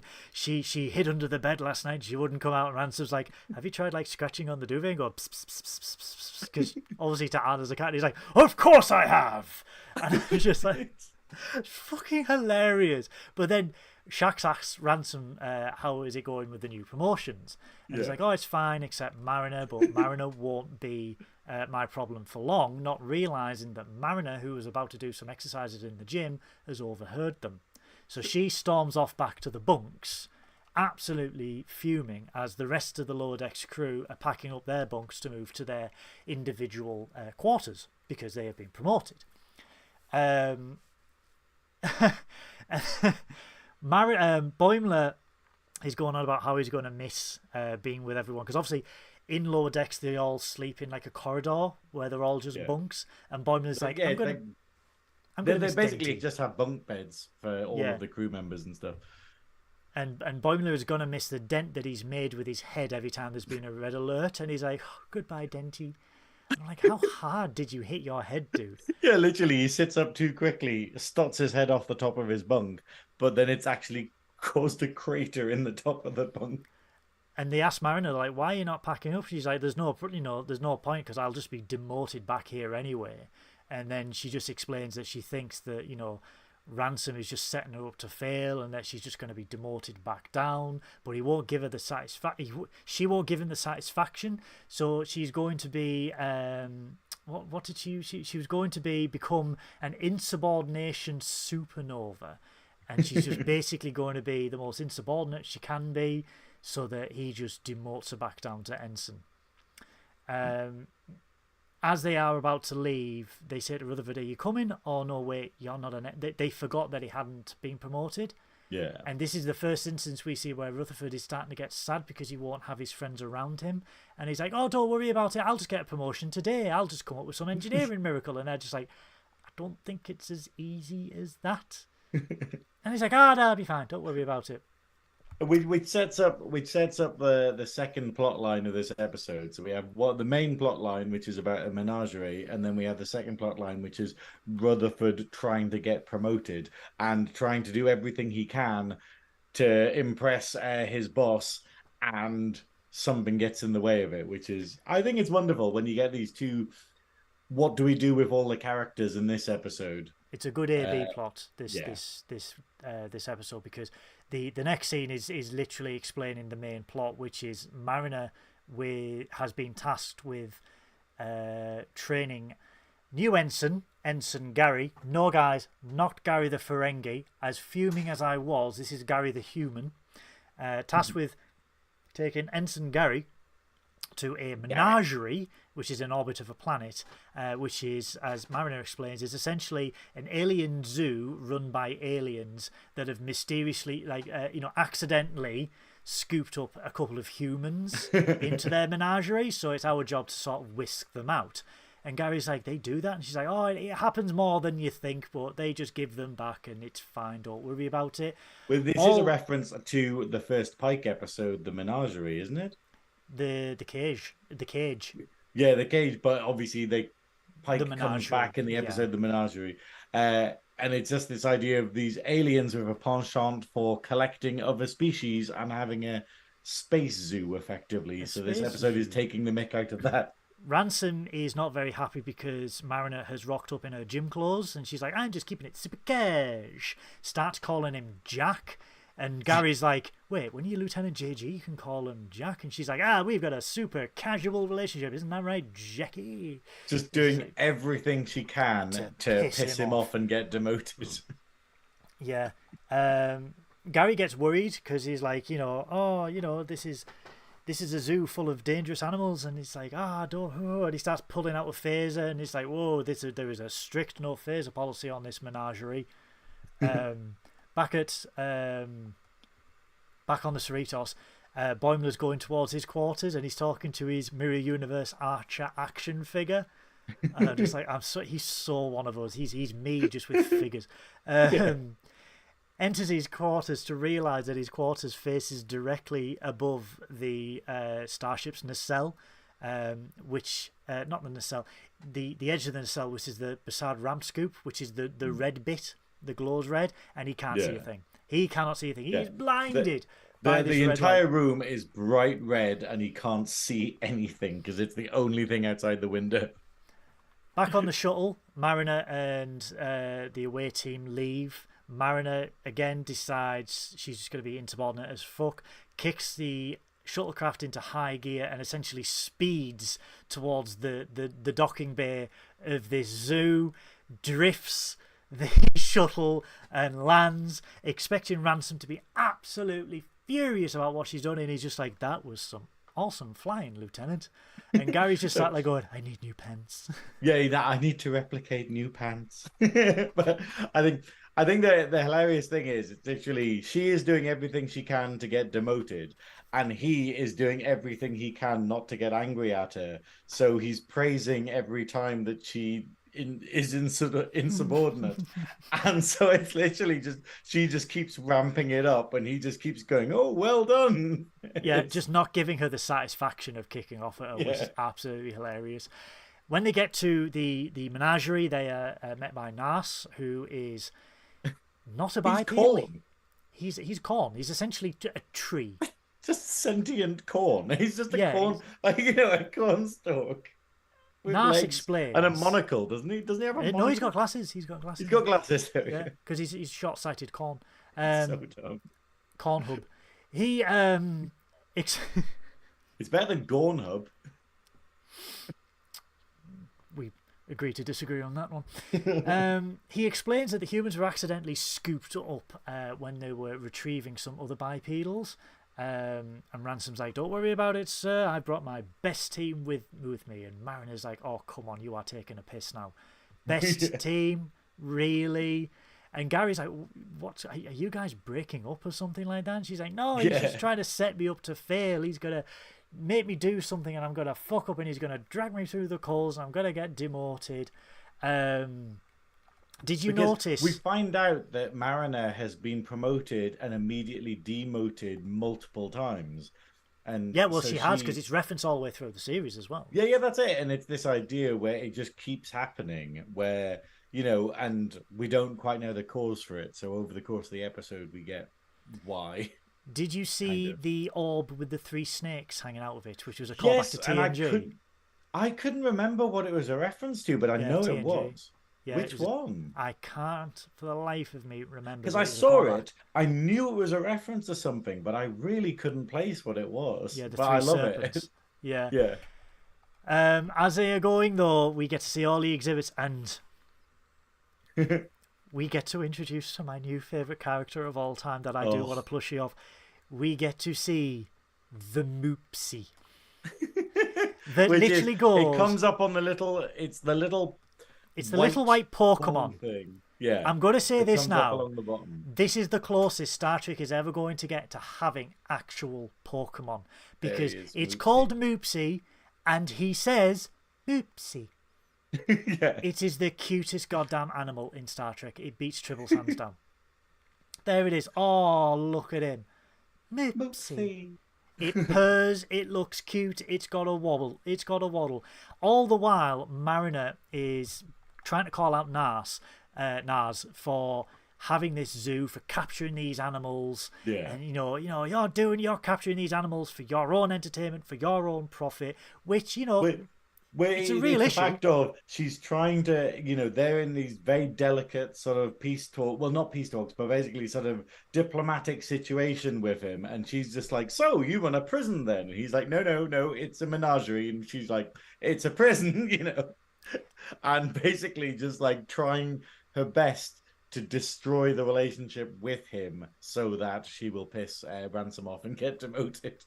But as this scene ends, we do see Mariner looking at Moopsie and just like, and then it goes on to the next scene, which is the Cerritos, where Tendi is talking to Rutherford, and she's trying to basically advise Rutherford not to pressure himself to rush to get to a promotion, as it could take years. But Rutherford is like, "It's fine. I've been working on this issue. I've been working on these problems. I'll get a promotion in no time." Goes to Billups, where he's like, "Commander Billups, I've been working on this issue for the last year, where I can reduce the warp manifold vibration by 0.05%. And Billups is like, "Really?" And Rutherford's like, "Yes!" And he's like, No, because Ensign Levick has reduced it by 0.06%. And it turns out who's Levick? Yeah. It turns out that there's a new ensign who's just arrived, and he's an absolute prodigy. So basically, and it turns out that he's actually just fixed that problem and made it better in like the space of 5 minutes since arriving. And then we then just get Rutherford going, "Levick." Yeah, we get a running gag for this episode where basically Rutherford is just like, "Levick."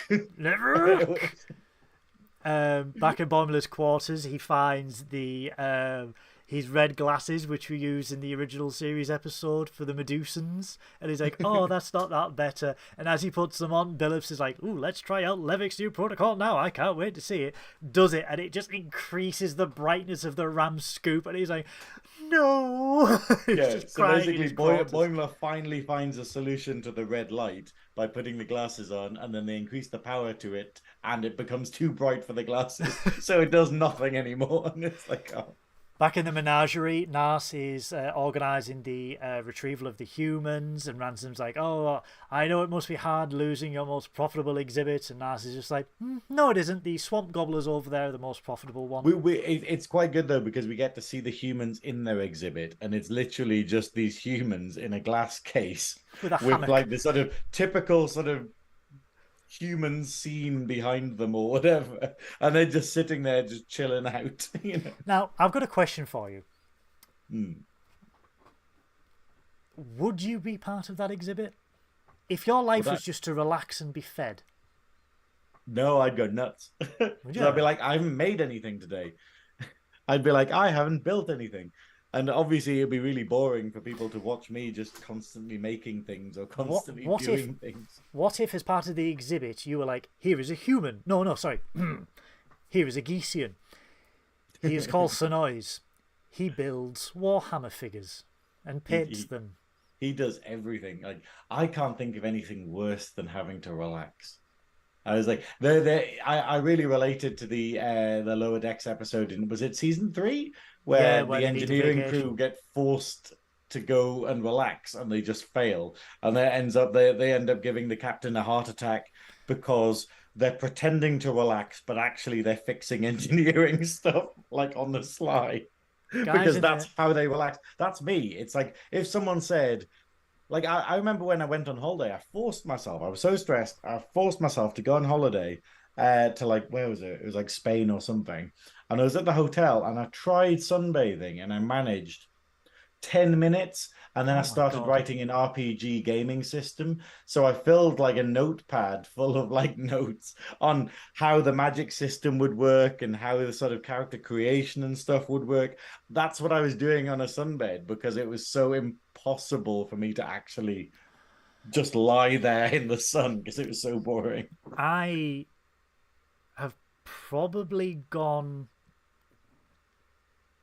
8 months without a pit stop.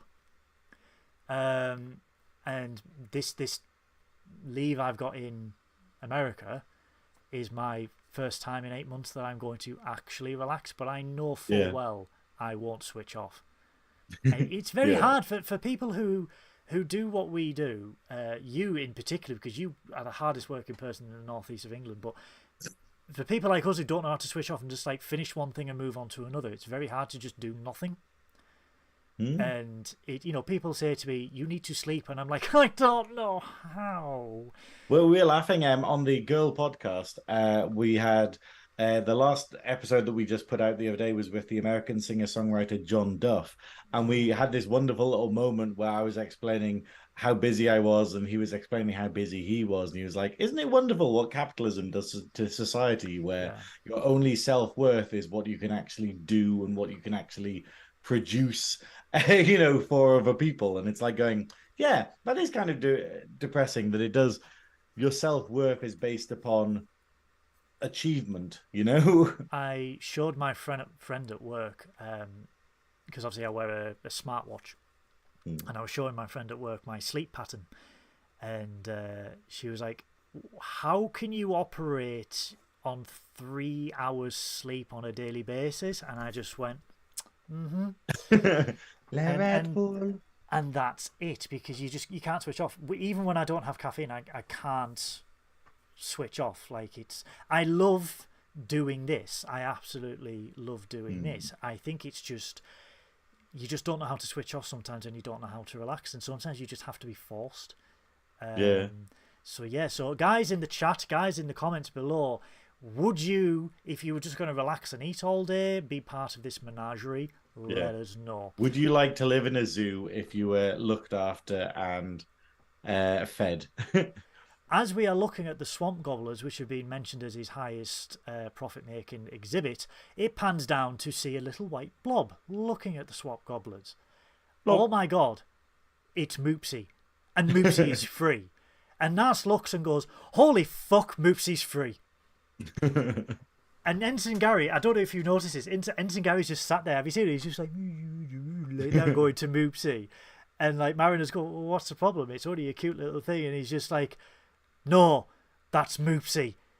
He is dangerous as fuck. He drinks bones. And Ransom and Mariner are just like, how the fuck Drinks can you bones. how the fuck can you drink bones? And you just see this cuddly little thing open a grate, go into the exhibit, and literally drink the fucking bones of this swamp gobbler. And everyone's like, It's like holy it's basically a fuck. velociraptor thing, and it just sucks Yeah. the bones out of it.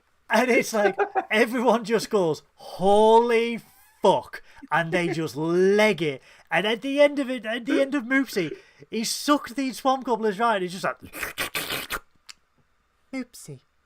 Yeah. I fucking love Moopsy. Oh, I am all about the Moopsy right now.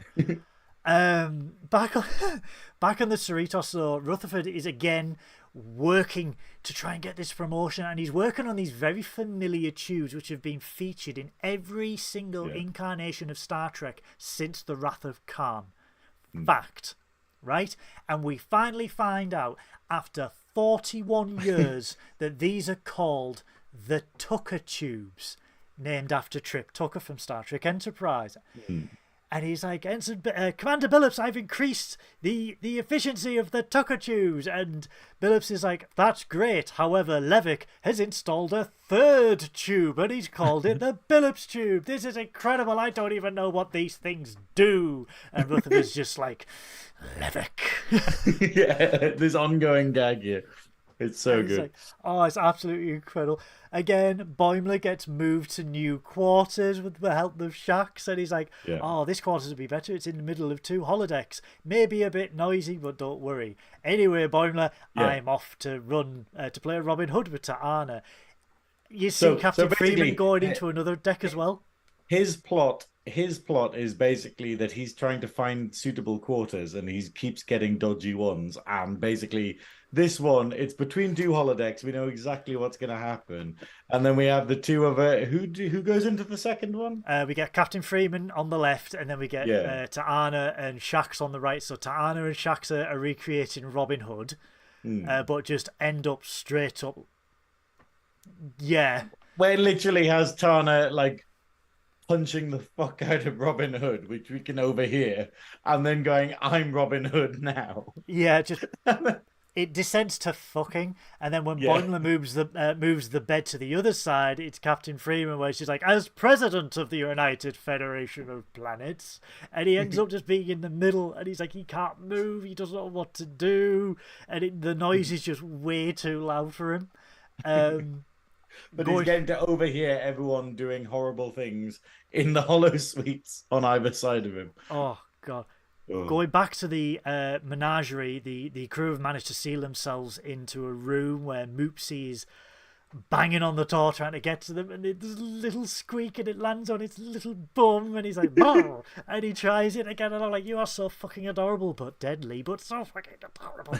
And Mariner pulls Nas, and he's like, wise decision having a policy of 0 weapons on a zoo full of deadly animals. And I'm like, yeah, you have a point. And then it descends into an argument between Ransom and Mariner, where basically Ransom starts pulling up Mariner on all of her shit and vice versa. And Mariner starts off by basically saying that Ransom is deliberately trying to set her up to fail so that she can be demoted again and he can humiliate her and drag her through the coals. And Ransom's just like, well, no, you have got a history of being promoted and then sharply being demoted by your superior officers when you give them shit. Why do you do that? Why do you get demoted? And then it makes Mariner realise she doesn't know. Yeah. And it's just like this idea where it's a self-fulfilling prophecy where she feels like she's being gaslit to the point where she's messing everything up for herself and then getting demoted again, and then she's blaming everyone else for it. Yeah. And she's like, why do I do this? But then Jack makes her self-realise that she has been doing that all of her life. And it's subconsciously she doesn't know consciously she doesn't know why she's been doing it. And then she goes, well, I heard you were going to get rid of me. And he was like, no, I am not going to let you get to me. I'm not going to let you make me get rid of you. Like, your shit is not going to work on me. You are stuck with me. Yeah. All while all this is going on, though, Man. Moopsy breaks into the room through a ventilation grate, and it's just like, Moopsy. You're obsessed with Moopsy, like. I love Moopsy, but he breaks in and it's like, latches onto Nash, and he's like, dude, you don't have bones. And then they realize, oh shit, he is full of bones. He's like, I'm ossified. Yeah. And Nash, even though he's just a stick of corn. Yeah, but he gets drank to death, essentially. Yeah. They leg it out of the room, sealing in Moopsy, and they're like, oh, thank God.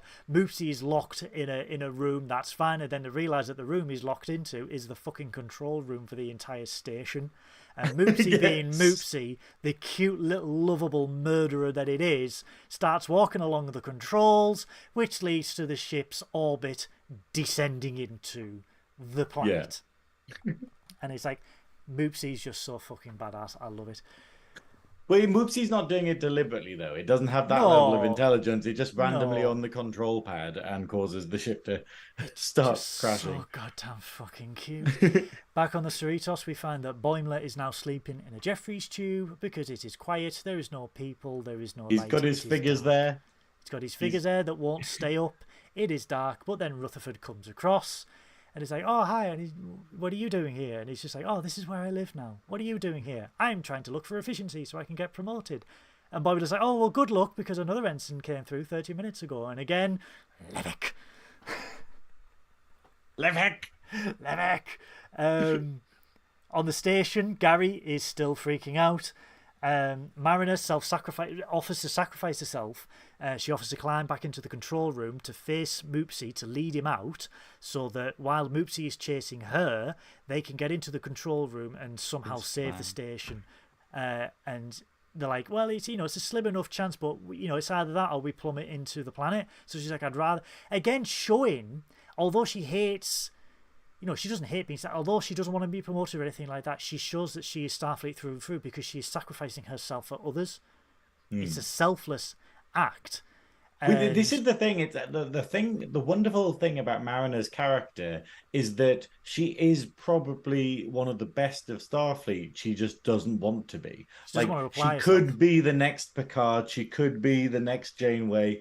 And instead, because she's amazing in combat situations, she can definitely think for herself. She's an amazing survivalist, amazing tactician, and yet she just doesn't. She just doesn't apply herself. She refuses to do any responsibility whatsoever. And it's quite nice to have a character like that, because I think the closest we've got is obviously, like we were saying in Captain's Holiday, is Vash. Yep. Like, Vash is one of those characters where they could be great. They could be the best archaeologist in the entire galaxy. And she's like, no, I'm going to be a criminal. It's like, no, I'm just going to get money. It's Mariner is very refreshing, but she also shows that when she can be the best officer that the Cerritos has. And this is she's going to sacrifice herself. Ransom goes absolutely apeshit, refuses her to do that. And she's like, we've got no other option. It's either this or we all plummet to our death. At least if I do this, there's a slim chance that you can stabilize the station and you can all survive. And she's like, I'd rather have Moopsy drinking my bones than anyone else. And then Ransom comes up with a plan. He's like, bones, that's it. All the while, this cute as fuck animal is jumping against the window. And he's just like, trying to get in. And Ransom is like, that's it. Mariner, punch me. And she's just like, and he's like, no, punch me. And she just straight up left hooks the fucker, knocks his teeth clean out. And then he goes, that's the idea. I can lure him. Because obviously. So the plan is basically for Mariner to punch all of Ransom's teeth out so that they can lay a trap using the bones to trap Moopsy. Which is like nothing else but Lower Decks could have. But then he just got Ransom holding up the teeth and Moopsy's going, I love it. I fucking love it. So that's their plan. Back on the Cerritos, Rutherford is now absolutely desperate to get this promotion. He's been running himself ragged, and he's like, I can increase the efficiency of the replicators by 9 millicochrons. This will be great. This will get me the promotion. Tendi is absolutely worried at this point about it. He follows Rutherford into engineering. As they enter engineering, goes to speak to Billups, and Billups is like, yeah, your plan could have to wait. It's the promotion ceremony. This Levick is being promoted. He's already been here 5 minutes and he's already got Lieutenant JJ. Yeah, this just devastates Rutherford. Absolutely devastates him. And Tendi can see this.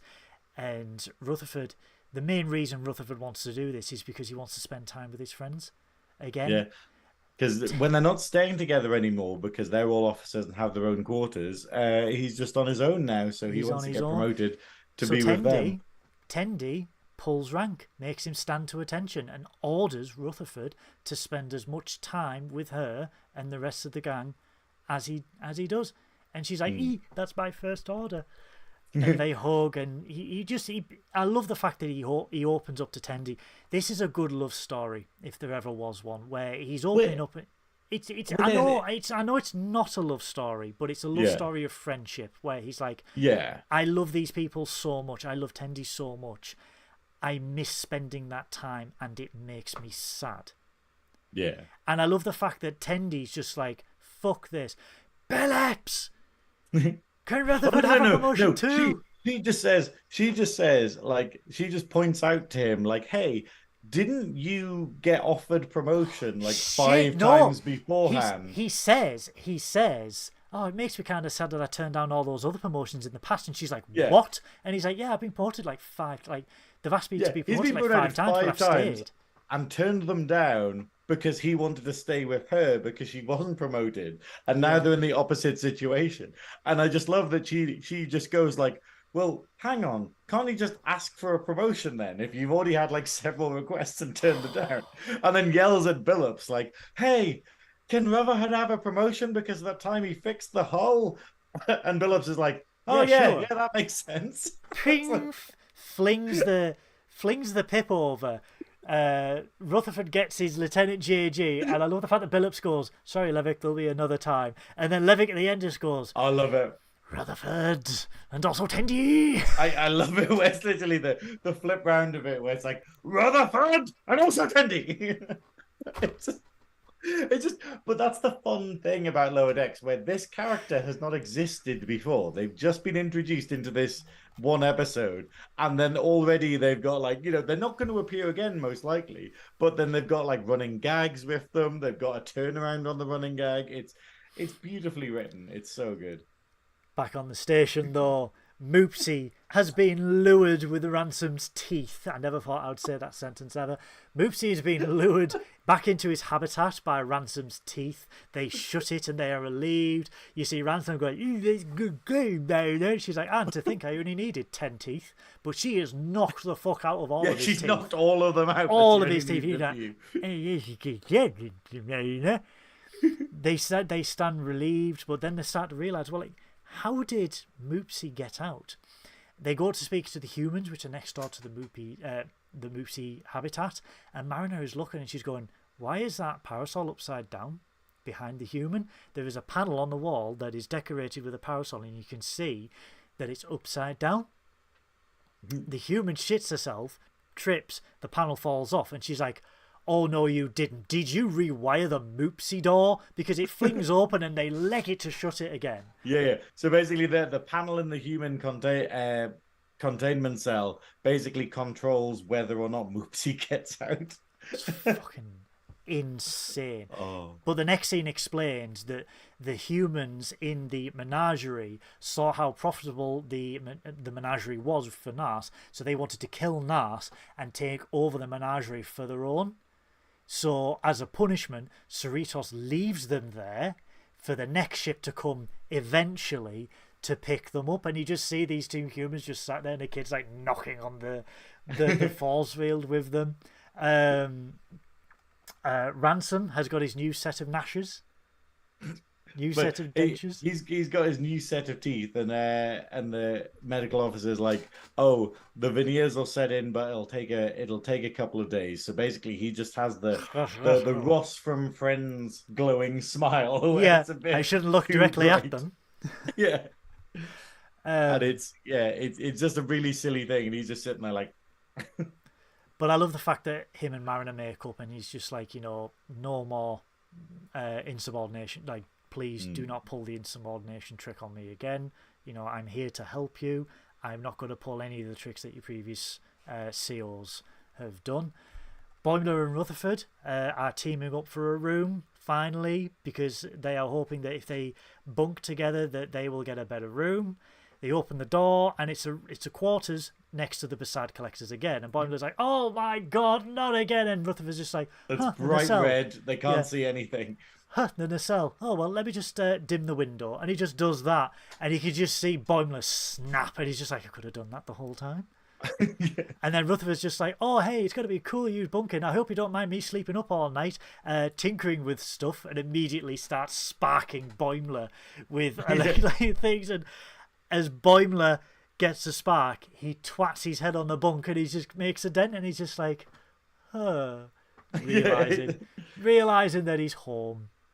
It's just the thing is, both of these episodes have been absolutely wonderfully written. They are perfect examples of, like, you worry as a show goes on that it's going to get worse, or that it's not going to be as good. And Lower Decks is something where it's been, I think season 1 kind of relied on cameos a bit, because obviously it had the big Riker cameo. It had, like, it was Tom Paris, wasn't it? That was the second series, was it? Or third series? But I felt like it was like, hey, look, we've got cameos and stuff. But then, like, this is just its own thing. Like, the fact that it can go, hey, we're just going to double down on the Voyager references for one episode and make a really funny one. But then in this one, where it's just like original characters like Moopsy, like Livik, like, it's just brilliant. This is, I will say, like, I will reiterate again, this is my favorite out of the two, because this is as Lower Decks can be. It doesn't need cameos. It's got the references where it needs the references. It introduces new things like Moopsy, and it is batshit crazy, but it does that thing where it's just like Star Trek things, where it's just Star Trek science, and it focuses on the crew, and it focuses on their relationships, whether it be Rutherford and Tendi or Ransom and Mariner. But it just has that insane element to it where you've just got this cute little Pokemon devouring the bones of everyone around it. And it's also quite good because it's like this one's demonstrated that you don't need all the characters to make it worthwhile. Like the same way that sort of, previous Star Trek works, where it's an ensemble cast, but you go, hey, we're not going to have Paris in this episode. We're not going to have, like, sort of Riker in this episode. And, like Tendi and Boimler don't really do much in this episode. Like, Tendi does very little, and Boimler has his little subplot about trying to find a room or whatever. But effectively, as probably the same, him and Mariner are the main characters, effectively, of Lower Decks. And yet he's just like, he's the C got a plot. side plot in this. Yeah, he's again, Star Trek, and it has always still been about works ensembles. is the point. Yeah, but Star Trek have always been about ensembles, and again, it's testament, like Strange New Worlds, like season 3 of Picard, is a testament to how strong the characters are as an ensemble, where you can have an episode focused on them, and they are strong enough. Like La'an in Strange New Worlds, again with Rutherford in this, they are strong on their own, or with Tendi, they are strong on their own, which is brilliant. And to have the main star of the show as a C plot, not even a B plot, shows how good it is. Yeah, it's just wonderful. It's absolutely wonderful. But guys, yeah, I also, before we finish, I like the fact that my favorite was the first one and your favorite was the second one. So we watched 2 episodes and they're both so good that they can be each of our favorites. And which we can't is pretty criticize impressive. them. But we can't even criticize them because we like them for 2 completely different things, and we don't have a negative thing to say about them. I'm not saying I don't like the first episode because it was bad. I am saying I liked that, I loved that because of this. It's not because there was nothing wrong or anything like that, which is it's a sign of good writing. But, and I will but finish now off on the writers. I need my cuddly Borg salamander, and you need your cuddly Moopsie. That's basically, we just need these plushies now. Paramount, you have got less than 2 weeks to get Moopsie plushies on the shelves by the time I get to LA, and if you don't, I will Moopsie the fuck out of you. Moopsie. So, Moopsie. Moopsie. So guys, that was our double bill review of this week's Star Trek Lower Decks episodes. It has been 2 hours. We're actually early. Well, we were trying to sort of keep it down, like and not be as long, but then we're covering 2 episodes and having all the back chat because we haven't been around for 2 weeks. So we've done fairly well to get through it all in 2 hours. It has been an absolute pleasure being back, guys. Yes, Beth, there was a mishap at the beginning. Thank you for reminding me. That's one thing I want to remember. Roll with it. It's rolling content. with it. It's fun content that we had a dodgy beginning. I do apologize. I mean, to be fair, Voyager had the most dodgy beginning, and it turned out fairly well. And we get episodes like we did today. Blame the fact that for some reason the headset lost connection and it defaulted everything to that. So I'm going to blame that. But guys, it has been an absolute hoot being back. It's been a hoot talking to Synoiz again about Star Trek. I love doing this each and every week. We will be back next week to review episode 3 of Star Trek Lower Decks. Then I am on shore leave for 2 whole weeks. I am attempting to sleep and never come back. Jamaharon. I am going to seek Jamaharon with my big wooden organ. Oh, daddy. Moopsie. Oh, moopsie. Oh, no. Whoopsie, moopsie. So we are figuring out what we are going to do, but there are plans afoot on that. Don't worry about it. Guys, if you like this video, please make sure that you've liked it because every single like helps the algorithm. If you're not a member of Nerdy Up North, hit that subscribe button, caress the bell, and links, that's right, links to everything Nerdy Up North does is in the description below. All of our friends of the show are down there below. Shout out to Shuttlepod, Mark, Sean with Clone Star and Trek Culture, Joe with Captain's Quadrant, who, again, thank you very much for shipping that. That's so cool. There will be, hopefully, maybe not next week, but when I'm back from America, we may have a little present reveal that I've got from someone. The only hint I will say is they are intimately connected with Star Trek Picard. And made entirely out of teeth. Entirely out of teeth, who shall be drank by a moopsie.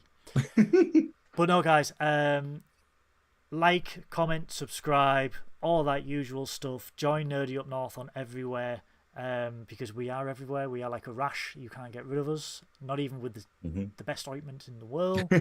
Are you on Twitch after this, Synoiz? I am. If you will give me 20 minutes, 10 o'clock, I will be going live on Twitch at twitch.tv/Synoiz, and I'll be playing Silent Hill Homecoming, which is...